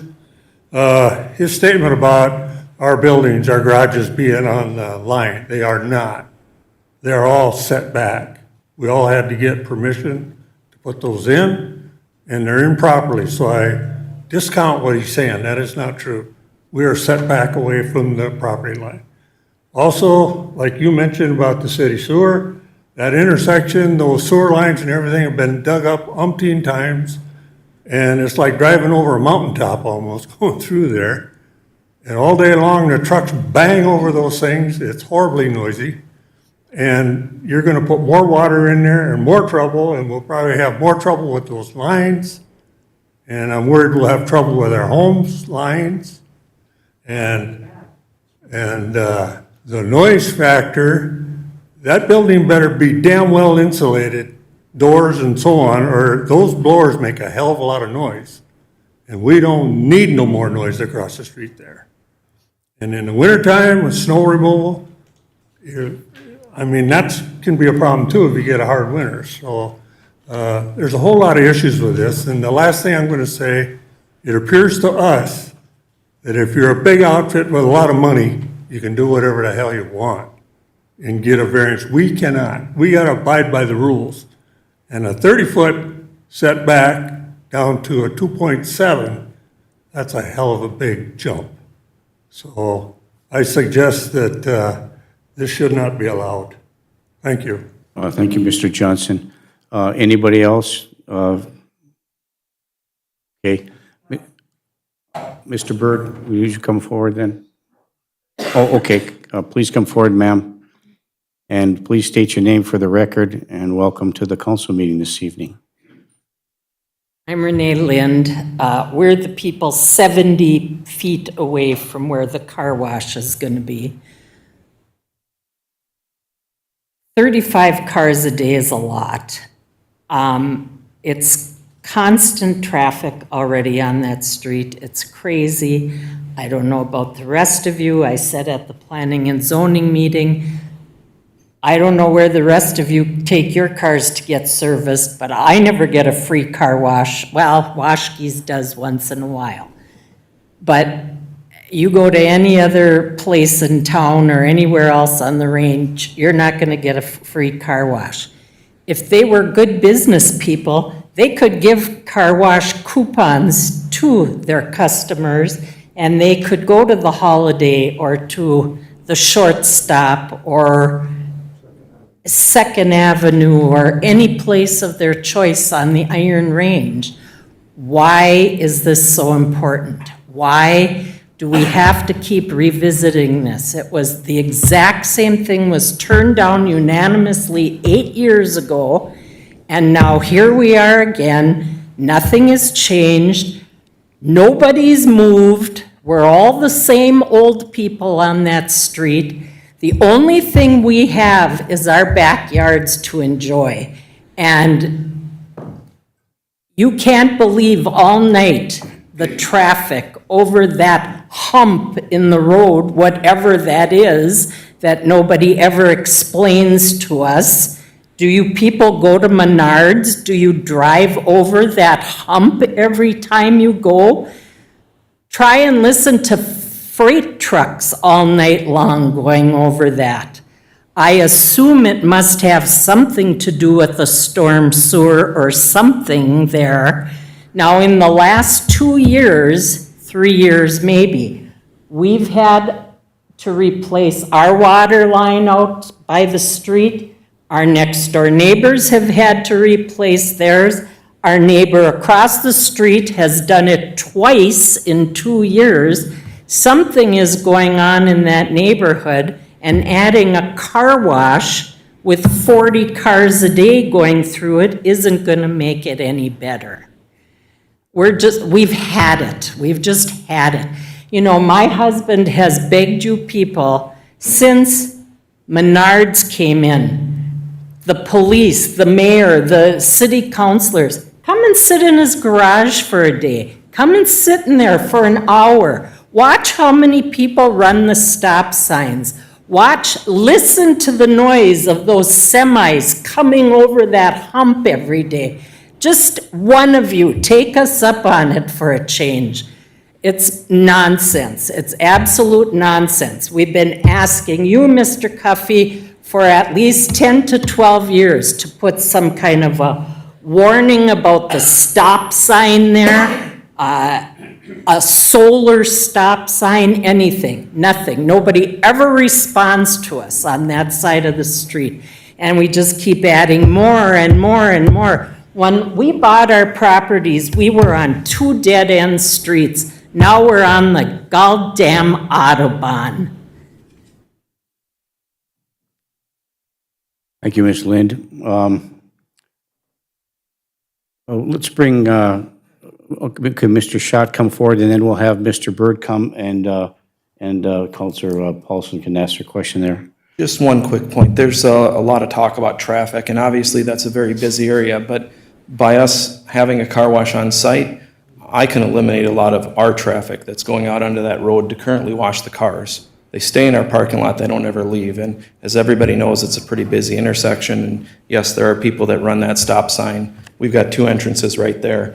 If we have a car wash on site, our vehicles don't have to leave the parking lot to go get washed off site, and that will alleviate some of the traffic concerns at that intersection and along the road there, so. Okay, thank you.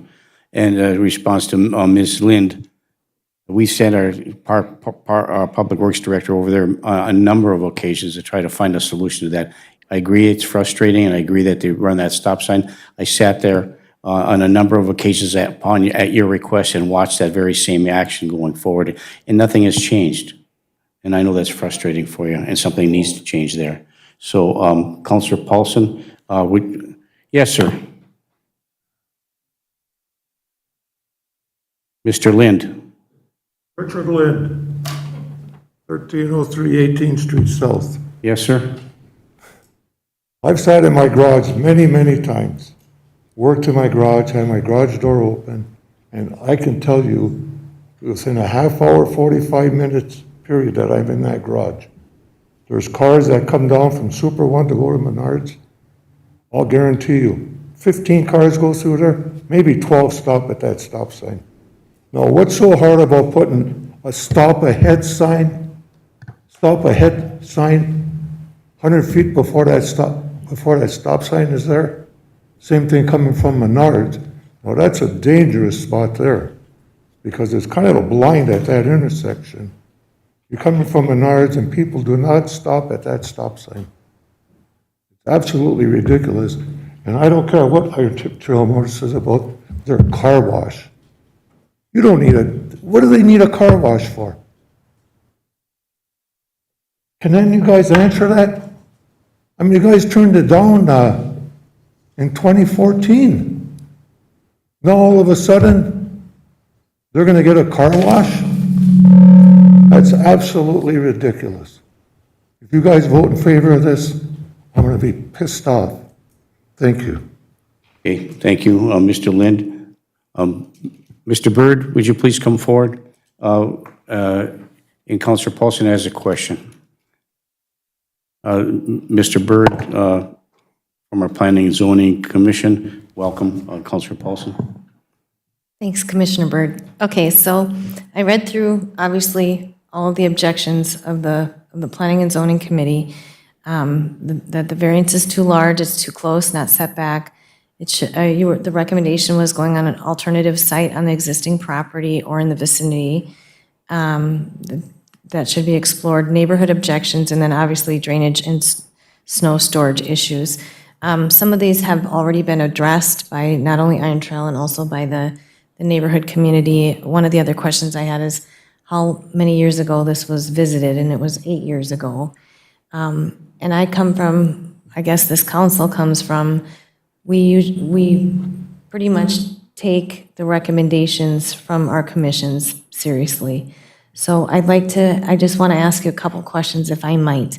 When you deny requests as a commission body, how much emphasis goes on neighborhood input and how it is actually impacting the neighbors? So whether it be fencing or what have you, how much impact does that have on the commission's decision to deny a variance request?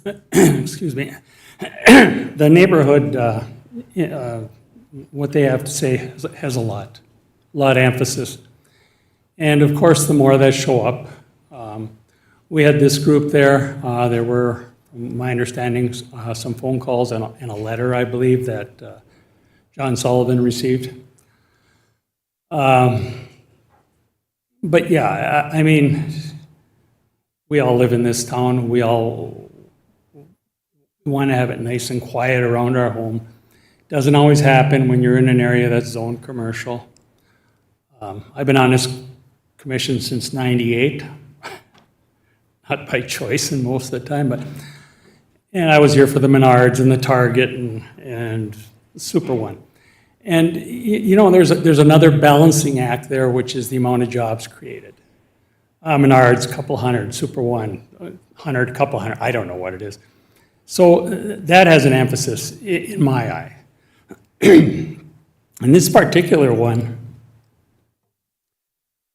being that we looked at this in 2014 and unanimously came up with the same denial. And the only thing I can see that's changed, and I give them credit for that, they put the car drying inside, not where a door is going to open. It's the noise issue. And I give them kudos for that. We did feel that it's really being shoehorned in there. There's a lot of buildings in that small area. And this one, and I'm assuming all you have been there, and I believe you know that we go to every one of these and we look at them extensively. And it is so close. And to give a 27.4, I believe, variance from a 30, I mean, there's a reason why we have a 30. Yeah, we'll give a 10 once in a while, even a 15. And quite honestly, I can't tell you what they were back for Super One and some of those. But I do not remember any thing as far as neighbor complaints at that time. The other thing is, we're looking at snow here, snow issues which came up. And I would just say one big thing, and this is probably, maybe our legal staff here, our attorney might have something to say, but when this was addressed in 2014, and I was one of the commissioners at that time, and it was denied. Now, we do have a planning commission appeals process. And in that process, the people that were denied, whether it be Iron Trail, whether it be the woman prior to this who wanted to put up a building for gardening and so on, you have 45 days to put an appeal. There was no appeal put in. I don't honestly know if we can legally even, how am I trying to say this? If you come in for a variance, we tell you no, what do? Wait a week and come again? I don't know if we can even address it more than once. There is an appeals process which was not followed in 2014. So that tells me it's a done deal. And I don't claim to have any kind of legal mind, but so why we're even spending all this time on this, I guess I can't tell you. The biggest thing I've learned after being on this commission for 20, well, let's not even go there, is when people want variances, when people ask for a variance, they want their cake and eat it too. You want a 2,000-foot garage on your lot, but you want it right on the alley because you don't want to affect your backyard.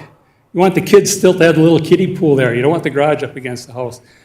Just about every variance we do is people, they want their cake and eat it too. I spoke to Iron Trail and I said, you got 8 car spots if you could eliminate on the north side, behind the building towards Colonel Sanders. This building, I forget what it is, 16 by 24 or something. You could get it in there, and I don't believe there would be any complaints. They also said that they looked around at other areas and nothing was available. Well, there are quite a few areas available. And I think the city could even maybe help them find some.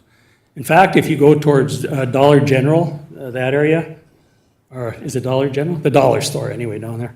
There's a pie shape there, right there, a big sign on for sale. Perfect place for a car wash. A block from Iron Trail.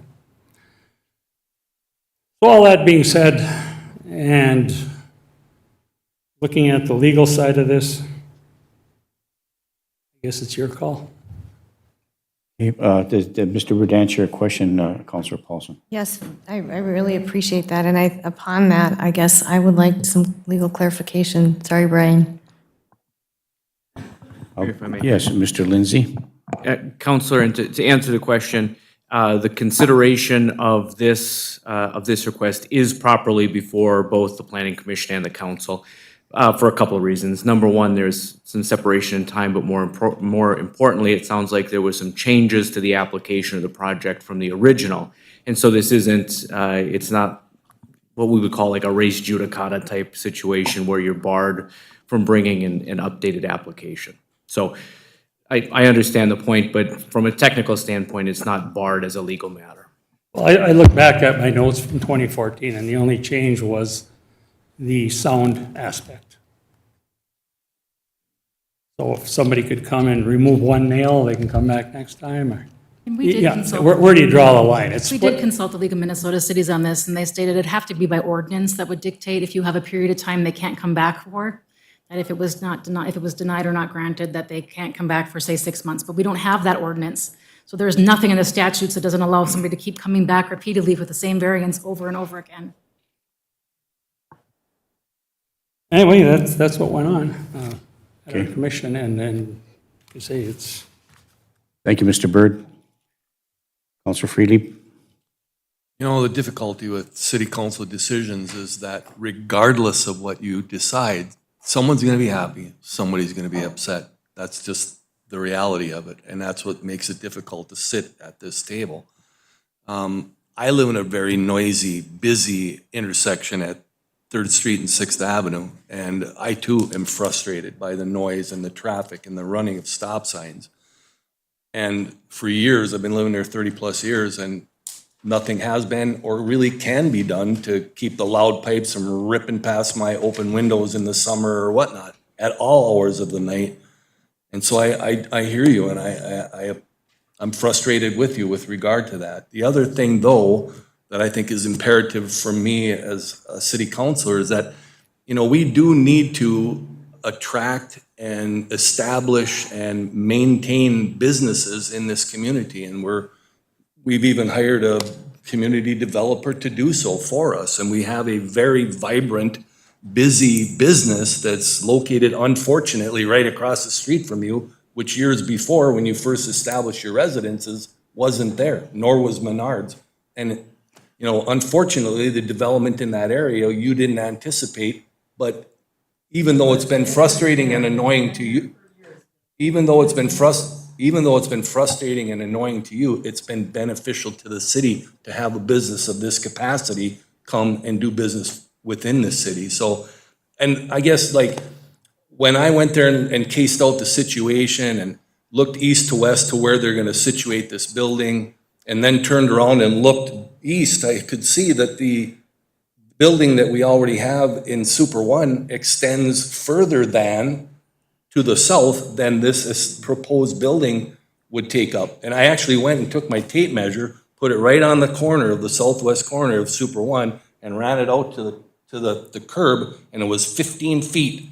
I came over to Iron Trail, I ran it right from the proposed building line to the curb, and it was 18 feet. So it's actually less of an imposition that's what's already been allowed down the block at Super One.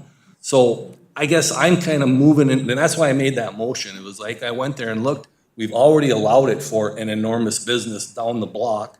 I'm sure that ticked off the residents that were in that area at that time as well. But having Super One there has been tremendously beneficial to the city of Virginia. And so I'm leaning in the direction, you know, like I said, I share your frustration. I live in an area that I've not been able to do anything to tone down people running stop signs and noise that I have to deal with my family. But I really think we need to do what we can to appease the necessities that businesses in town bring to our attention that would help to enhance their business and allow them to do business in a better way and serve their clients better. So that's why I made that motion to approve, and it had nothing to do with like disrespect for your frustrations or concerns, none whatsoever, because I share the same ones where I live. But that's why I made the motion. I feel we have to be business friendly in this community, and that's why I made the motion. So thank you. Okay. Counselor Johnson, first, sir. Thank you. Thank you. So I read through the report too, and I think the commission's findings are very valid. I think the request to put it somewhere else on the property is very valid. But my questions when I first started are the same as Councilor Baraboo's about the utilities, and can they handle it? Can the water main handle it? Can the, especially the sewer line handle it? And I'm not willing to approve this contingent upon anything. I want to see the studies. I would like to see the scoping. And I think that we need to make sure that we're not going to have utility issues for that neighborhood down there. And so based on those two factors, I will not be supporting the variance at this time. Okay, Counselor, thank you, Counselor Johnson. Counselor Beyondich? Thank you. And I've looked at it and read through the report, the commission, and I often ask myself, why do we have a commission? We are always looking for people to serve on commissions, and I thank you for serving as long as you have. You've done the work. You've looked at it. And so I would have to agree that with the Planning and Zoning Commission suggesting that Mr. Sullivan work with the Virginia Building LLC, Iron Trail Motors, to find another location for their proposed car wash. So I support what you do as a commissioner. Thank you so much. And thank you. Just a quick comment. Historically, we have gone with the recommendation of the Planning and Zoning Commission, probably 99.9% of the time. There have been times where we have not, and one example was a garage wanted to be built. The Planning and Zoning denied it because it was too close to the alley. But when we went out there and measured, all those other garages were along the same lines. And this garage wanted to be put there, and it was in line with all the others. And the Planning and Zoning, for a lot of reasons, denied that, even though the other garages were there. But with the new change in the zoning ordinance and all those kinds of things, they're following the law, following the ordinance and those kind of things. We've given setbacks to many other entities as well. And before we go any further with the vote, I'd like to make sure that if we could just let Public Works know to go down there and do something about that stop sign, whatever can be done to try to improve that and stop and slow the traffic down or whatever the case may be. So thank you for that. So it has been moved and supported to approve the request from Virginia Building LLC, Ontario Motors, located at 1301 7th Street South, for a variance for a new car wash, as indicated in the, is there any further discussion, sir? Please come forward. Thank you. Yeah, I'd just like to also mention that, we did talk about, there's other room on the property for them to put that building. Sewer lines can be put in, lift pump stations can be put in if you need to raise them up to the line that's existing. And a lot of those lines are all in that intersection. And that's why the intersection is such a mess. And those manhole covers and everything are way up high. Bottom of your car scrapes on, I have to go around the side to miss it. Now, I know that ain't part of the car wash directly, but that's a city issue. It should be taken care of. And when you say can't help it, that's baloney. The city can go down there and repair that and fix that. And if we got rid of that and smoothed that intersection out, it would be a lot quieter.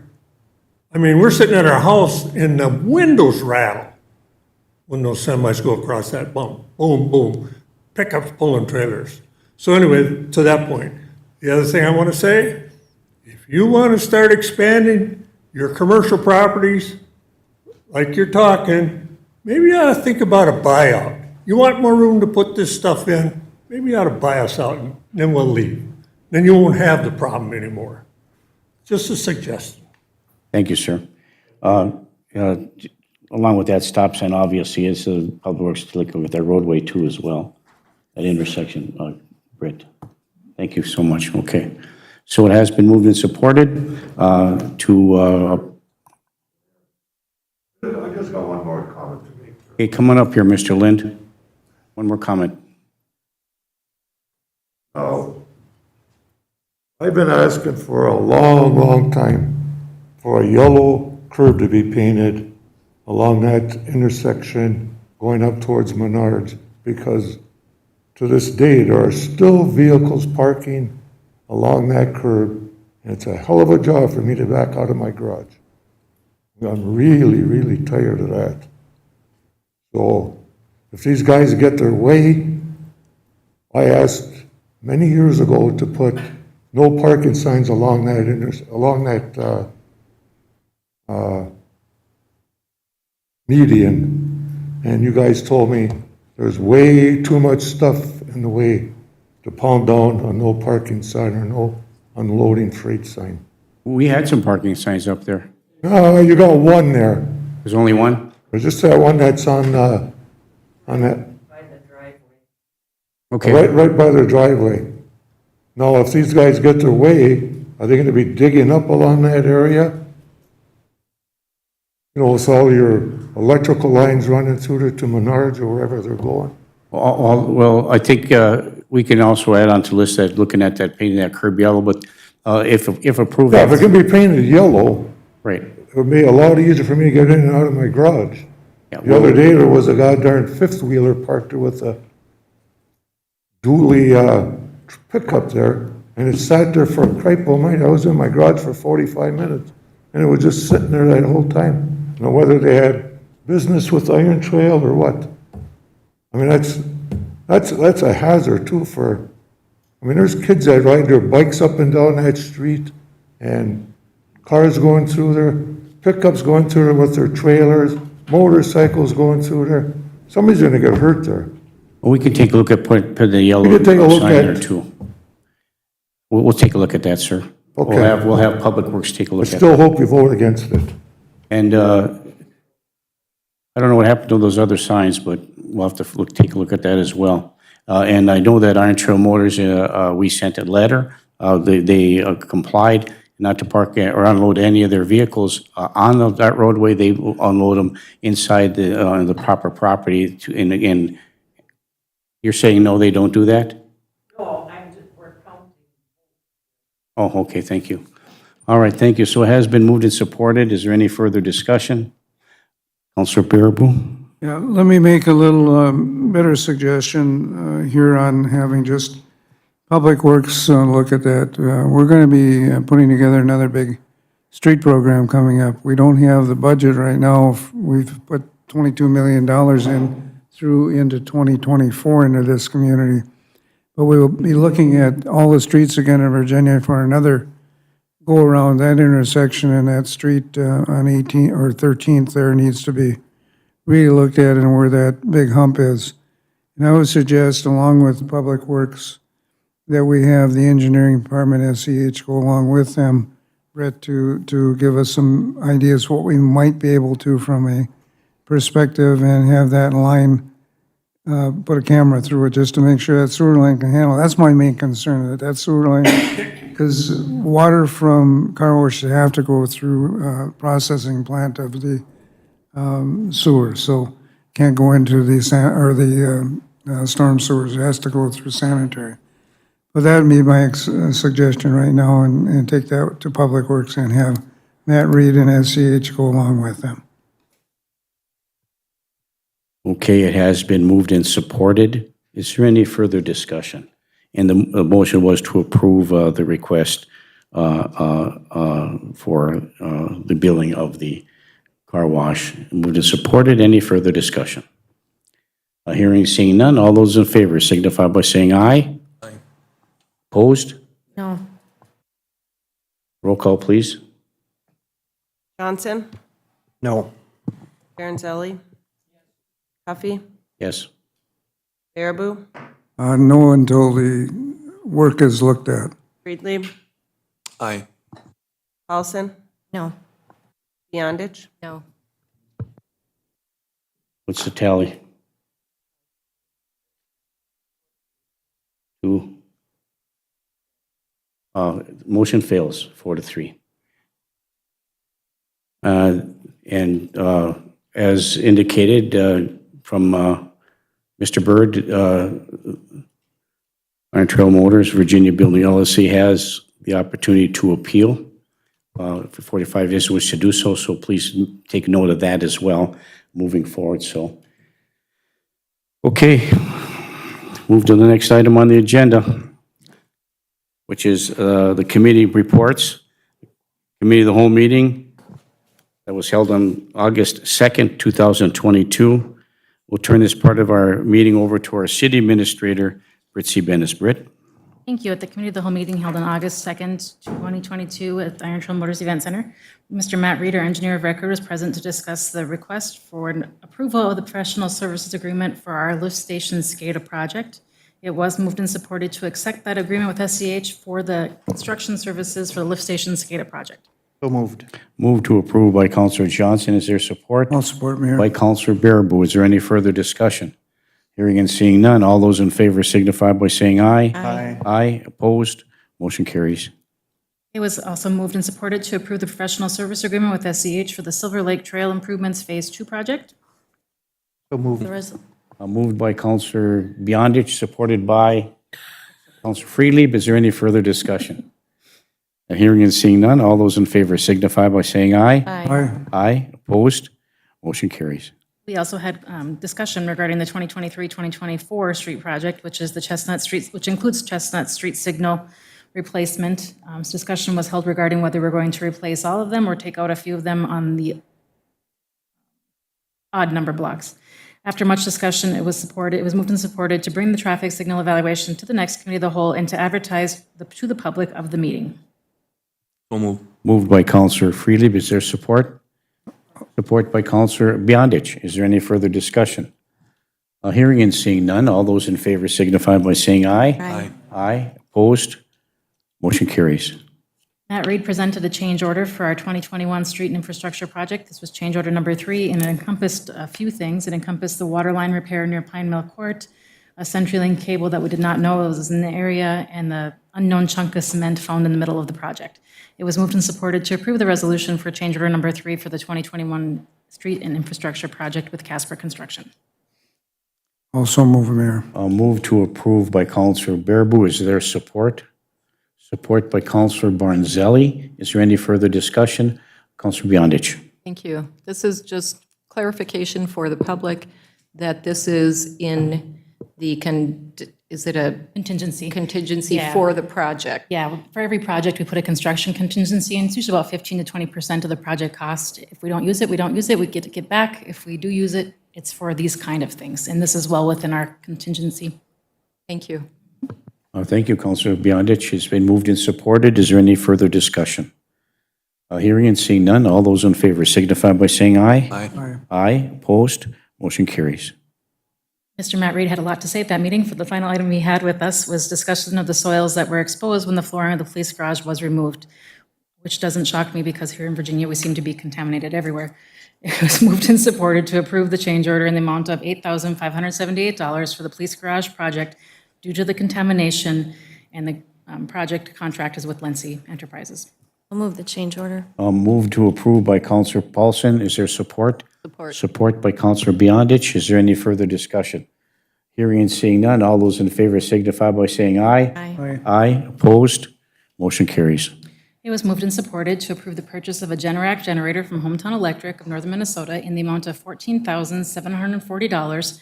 This will be for the Public Works garage, but we'll be using the American Rescue Funds as it directly impacts the public safety operations because the fuel tanks are in the Public Works So moved. complex.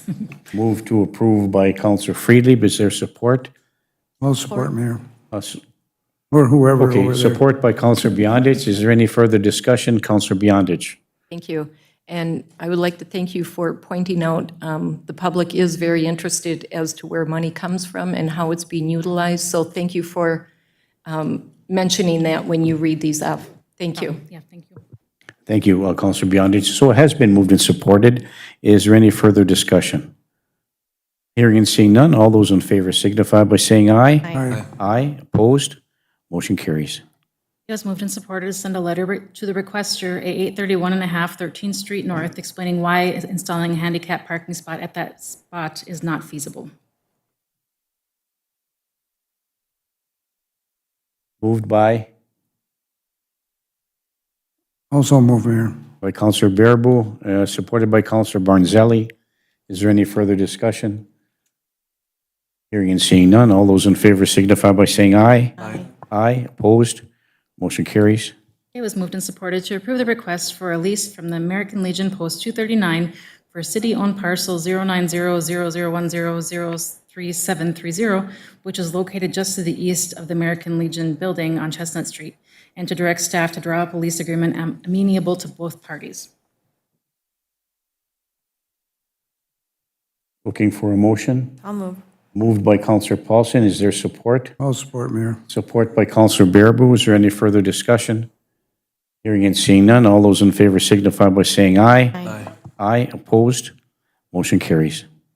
It was moved and supported to approve the request from Edgewood Vista to utilize the Iron Trail Motors Event Center for an emergency evacuation site. Moved by Counselor Johnson. Is there support? Support by Counselor Freelieb. Any further discussion? Hearing and seeing none, all those in favor signify by saying aye. Aye. Aye. Opposed? Motion carries. Council reviewed the quotes that we had received for signage at the Iron Trail Motors Event Center. It was moved and supported to approve the quote for $34,120 received from Asabi Sign. Staff is to check on the contribution from Iron Trail Motors towards the sign as originally agreed upon. Moved by Counselor Johnson and supported by Counselor Counselor Beyondich, excuse me. Is there any further discussion? Hearing and seeing none, all those in favor signify by saying aye. Aye. Aye. Opposed? Motion carries. It was moved and supported to approve the letter to be sent to the legislative leaders requesting a special session as requested by Rams. Move. Moved to approve by Counselor Freelieb. Is there support? Support by Counselor Barnzelli. Is there any further discussion? Hearing and seeing none, all those in favor signify by saying aye. Aye. Aye. Opposed? Motion carries. It was moved and supported to approve the memorandum of understanding between the USAR team, the City of Virginia, the City of Duluth, and the Minnesota Air National Guard 148th. I'll move. Moved to approve by Counselor Paulson. Is there support? Support. By Counselor Freelieb. Further discussion? Hearing and seeing none, all those in favor signify by saying aye. Aye. Aye. Opposed? Motion carries. Discussion was held regarding the new law legalizing the consumption of edible cannabis in a certain percentage. It was moved and supported to recommend an ordinance be drafted for the City Council to review and approve regarding up to a one-year moratorium on banning edible cannabis in the City of Virginia. Also move, Mayor. Moved to approve by Counselor Bearable and supported by All support for discussion. Counselor Freelieb. Or further discussion? Further discussion? Counselor Freelieb. I would suggest that a 1-year moratorium is a little bit excessive, to be honest with you.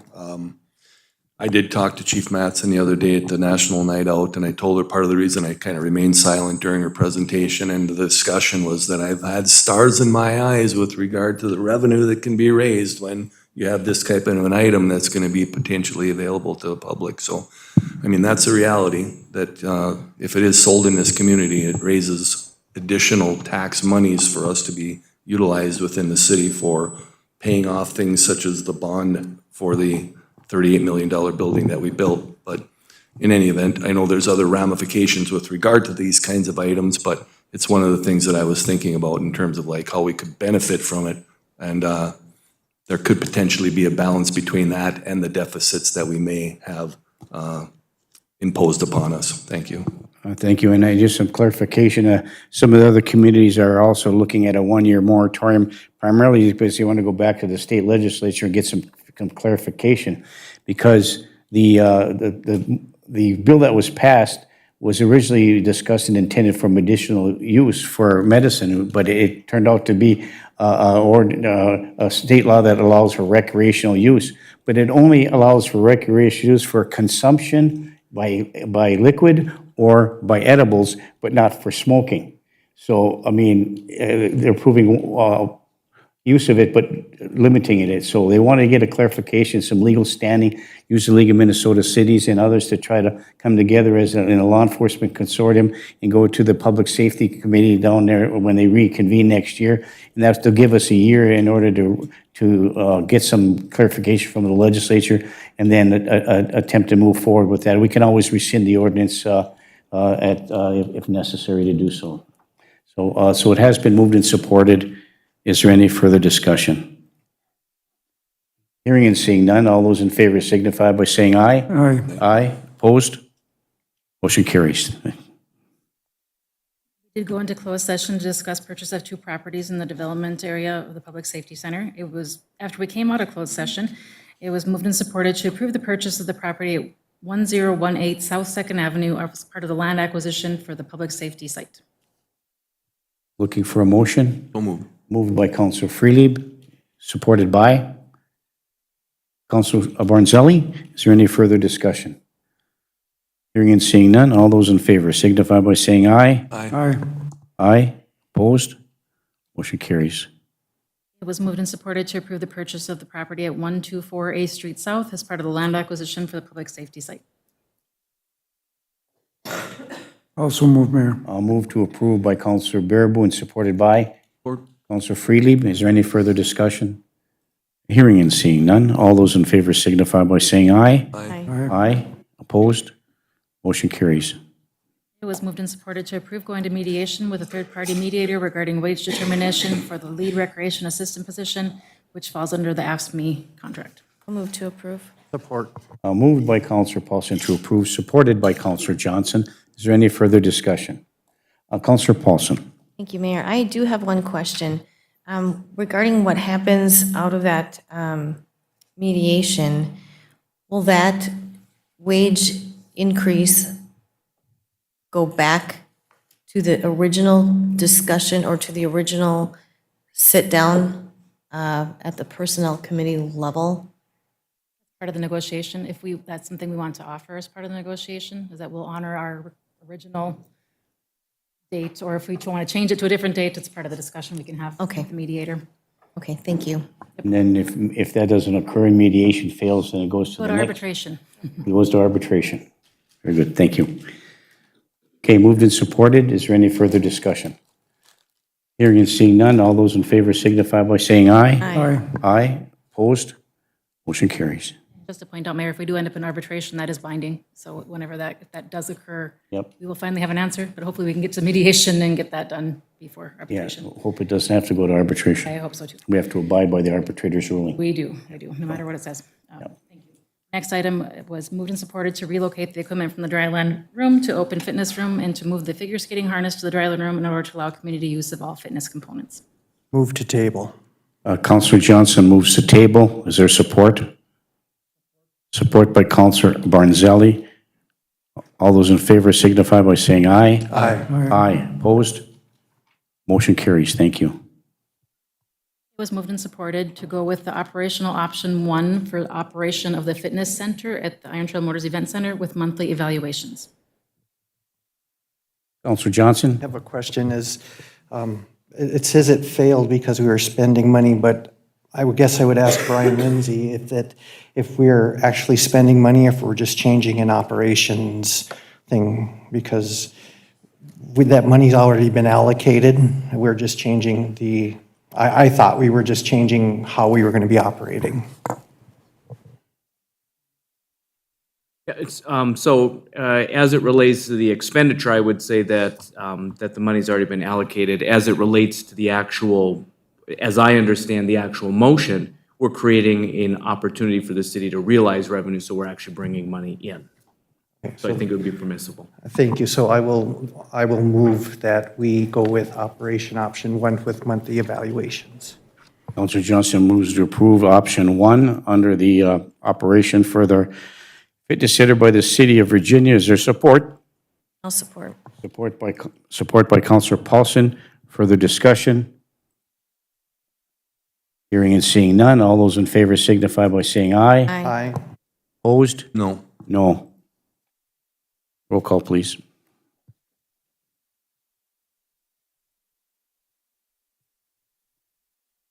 Variance. Huffy. No. Baraboo. No. Friedlieb. No. Paulson. Yes. Beyondich. Johnson. Yes.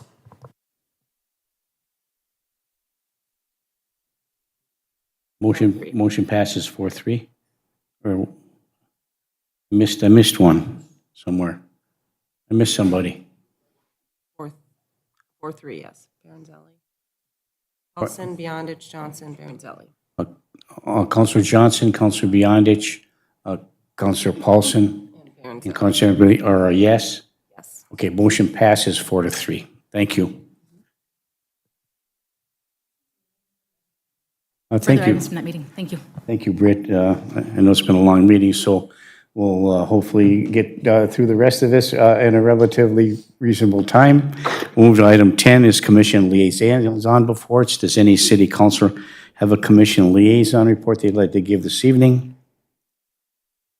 Seeing none, we'll move to item 11, department head reports. Britt? Anything? Well, I do want to, I know we talked about the mediation today. The mediator has been assigned, and she sent us dates today. I'm just waiting to hear from AFSCME what date they select, and then we'll have to talk next week about who do you want in the mediation. We're on the elimination system, huh? Yeah, it was very quick, actually. They wrote back immediately and Good. ready to get this done. So, Thank you. thank you. Mr. Lindsay, our city attorney, anything? No formal report, Mayor. No formal report, thank you. Pam, any issues with respect to the election? Just a reminder, tomorrow is primary election day, and the polls will be open from 7 a.m. to 8 p.m. at the Iron Trail Motors Event Center for precincts 1 through 5. And I did get one question. If they don't want to vote at their precinct, can they vote at City Hall on election day? Not anymore. No, today at 5 o'clock was the end of absentee voting. Okay, just a reminder, you must go to your precinct area, which is all at the Iron Trail Motors Event Center. Thank you. Mayor, just to remind them, there's free transportation to the Iron Trail too, Right. just in case people don't know. Yeah, we have Area Transit that will bus you to the polling station. If you can't make it, do not hesitate to call. It's free service. Thank you, Councilor Bearable, for that reminder. Councilor Johnson? And there's also free bird rides too for the people who are so encouraged to scoot. Well, you take matters into your own hands, operating one of those things, I'll tell you. Okay, thank you. Item 12, council reports. Any councilor wants to give a report this evening? First, Councilor Paulson. Thank you, Mayor. This actually isn't anything like it's not coming from me, but it's concerns that I've had from constituents regarding, of course, our YouTube channel, the lack of the filming, the lack of the preparation of the special meeting that we had at Iron Trail Motors Event Center. I've had several calls and several conversations specifically about that. And I'd like to, I don't know if I need to make a motion, but I'd like to have a conversation with Steve Rahakala, who is in charge, that the city is actually paying for this service. And I would like to get some clarification on his processes.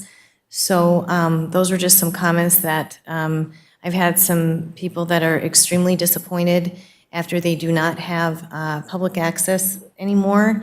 They rely on YouTube to be able to view our meetings. And as I haven't been on YouTube, so I don't know if the audio version was uploaded or if that was going to be uploaded to our city website. I'm not really sure, but I guess, Mayor, can I make a motion during this phase? I guess I'd like to make a motion to invite Steve Rahakala to the next committee of the whole meeting to discuss the overall process of our filming of our meetings and how to get that input or output to the public. Sure, thank you. That was a motion by That's a Councilor motion. Paulson to invite Mr. Rahala, Public Service Access, to the meeting to discuss our how we do our public access, supported by Councilor Beyondich. Is there any further discussion? Councilor Baraboo. Yeah, I have discussion on that. We have a franchise fee that is charged on every pole that goes to public access for equipment and stuff. They should be providing, and they're supposed to by our contract, provide service for us, correct? Or am I wrong on that? Can I respond? Mayor? Who discontinued the public access? It never came before this council. If they don't have MediaCom and DirecTV does not have public Well, then access they on didn't- there, so if they don't have MediaCom, those people are going on to online They can go to onto YouTube. Yeah. But if our service hasn't uploaded those videos onto YouTube, that information is lost unless they're able to watch it live. So Then we that's need- the complaints that I've been hearing. Then we need to do something else. We need to take a look and we need to talk to MediaCom. We need to know how many people are on their service anymore for public access. We need to find out if we can split and use some of that fees and renegotiate that contract. So if we can use some of those poll fees and some of the other things that we use to supplement another service. I don't know whether we can do that or not, but we got some questions we need to answer on that. Because I know there's tons of people in my neighborhood that don't have MediaCom anymore. They got satellite dish. Well, I think this is a starting point, this motion, and to have him come here, and then we can move forward from there. Has been moved and supported. Is there any further discussion? Hearing and seeing none. All those in favor signify by saying aye. Aye. Aye, opposed, motion carries. Any other council reports? Councilor Beyondich.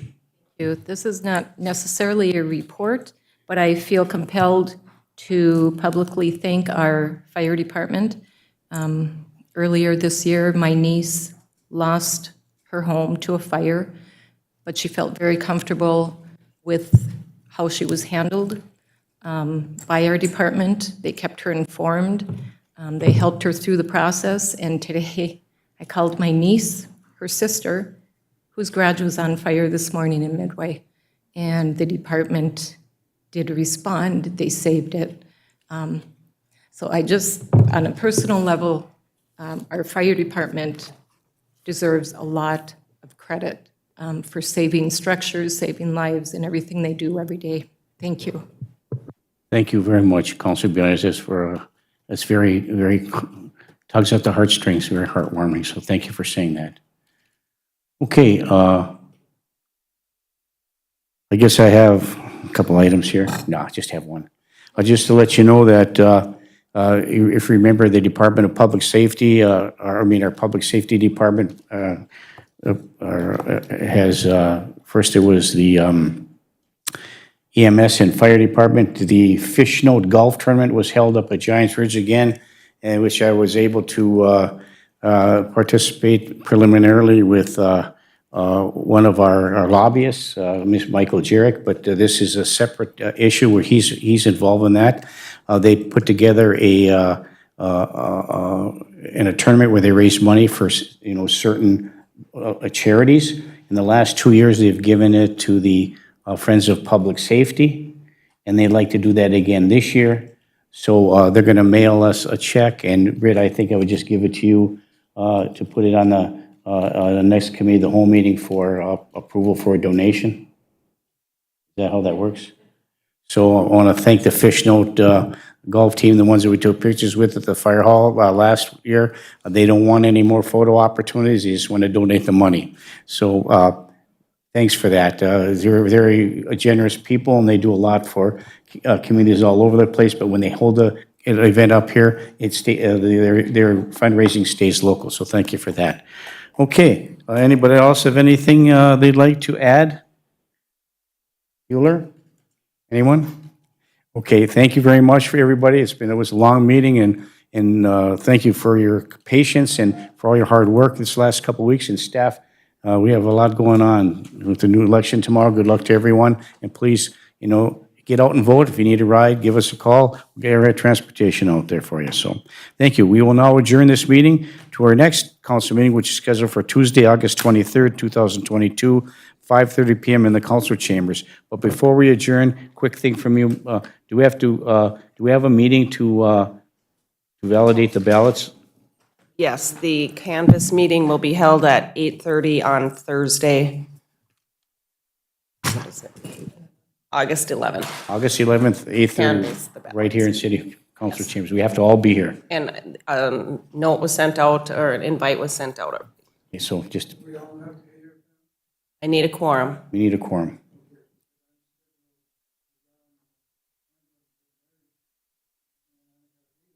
Is that important?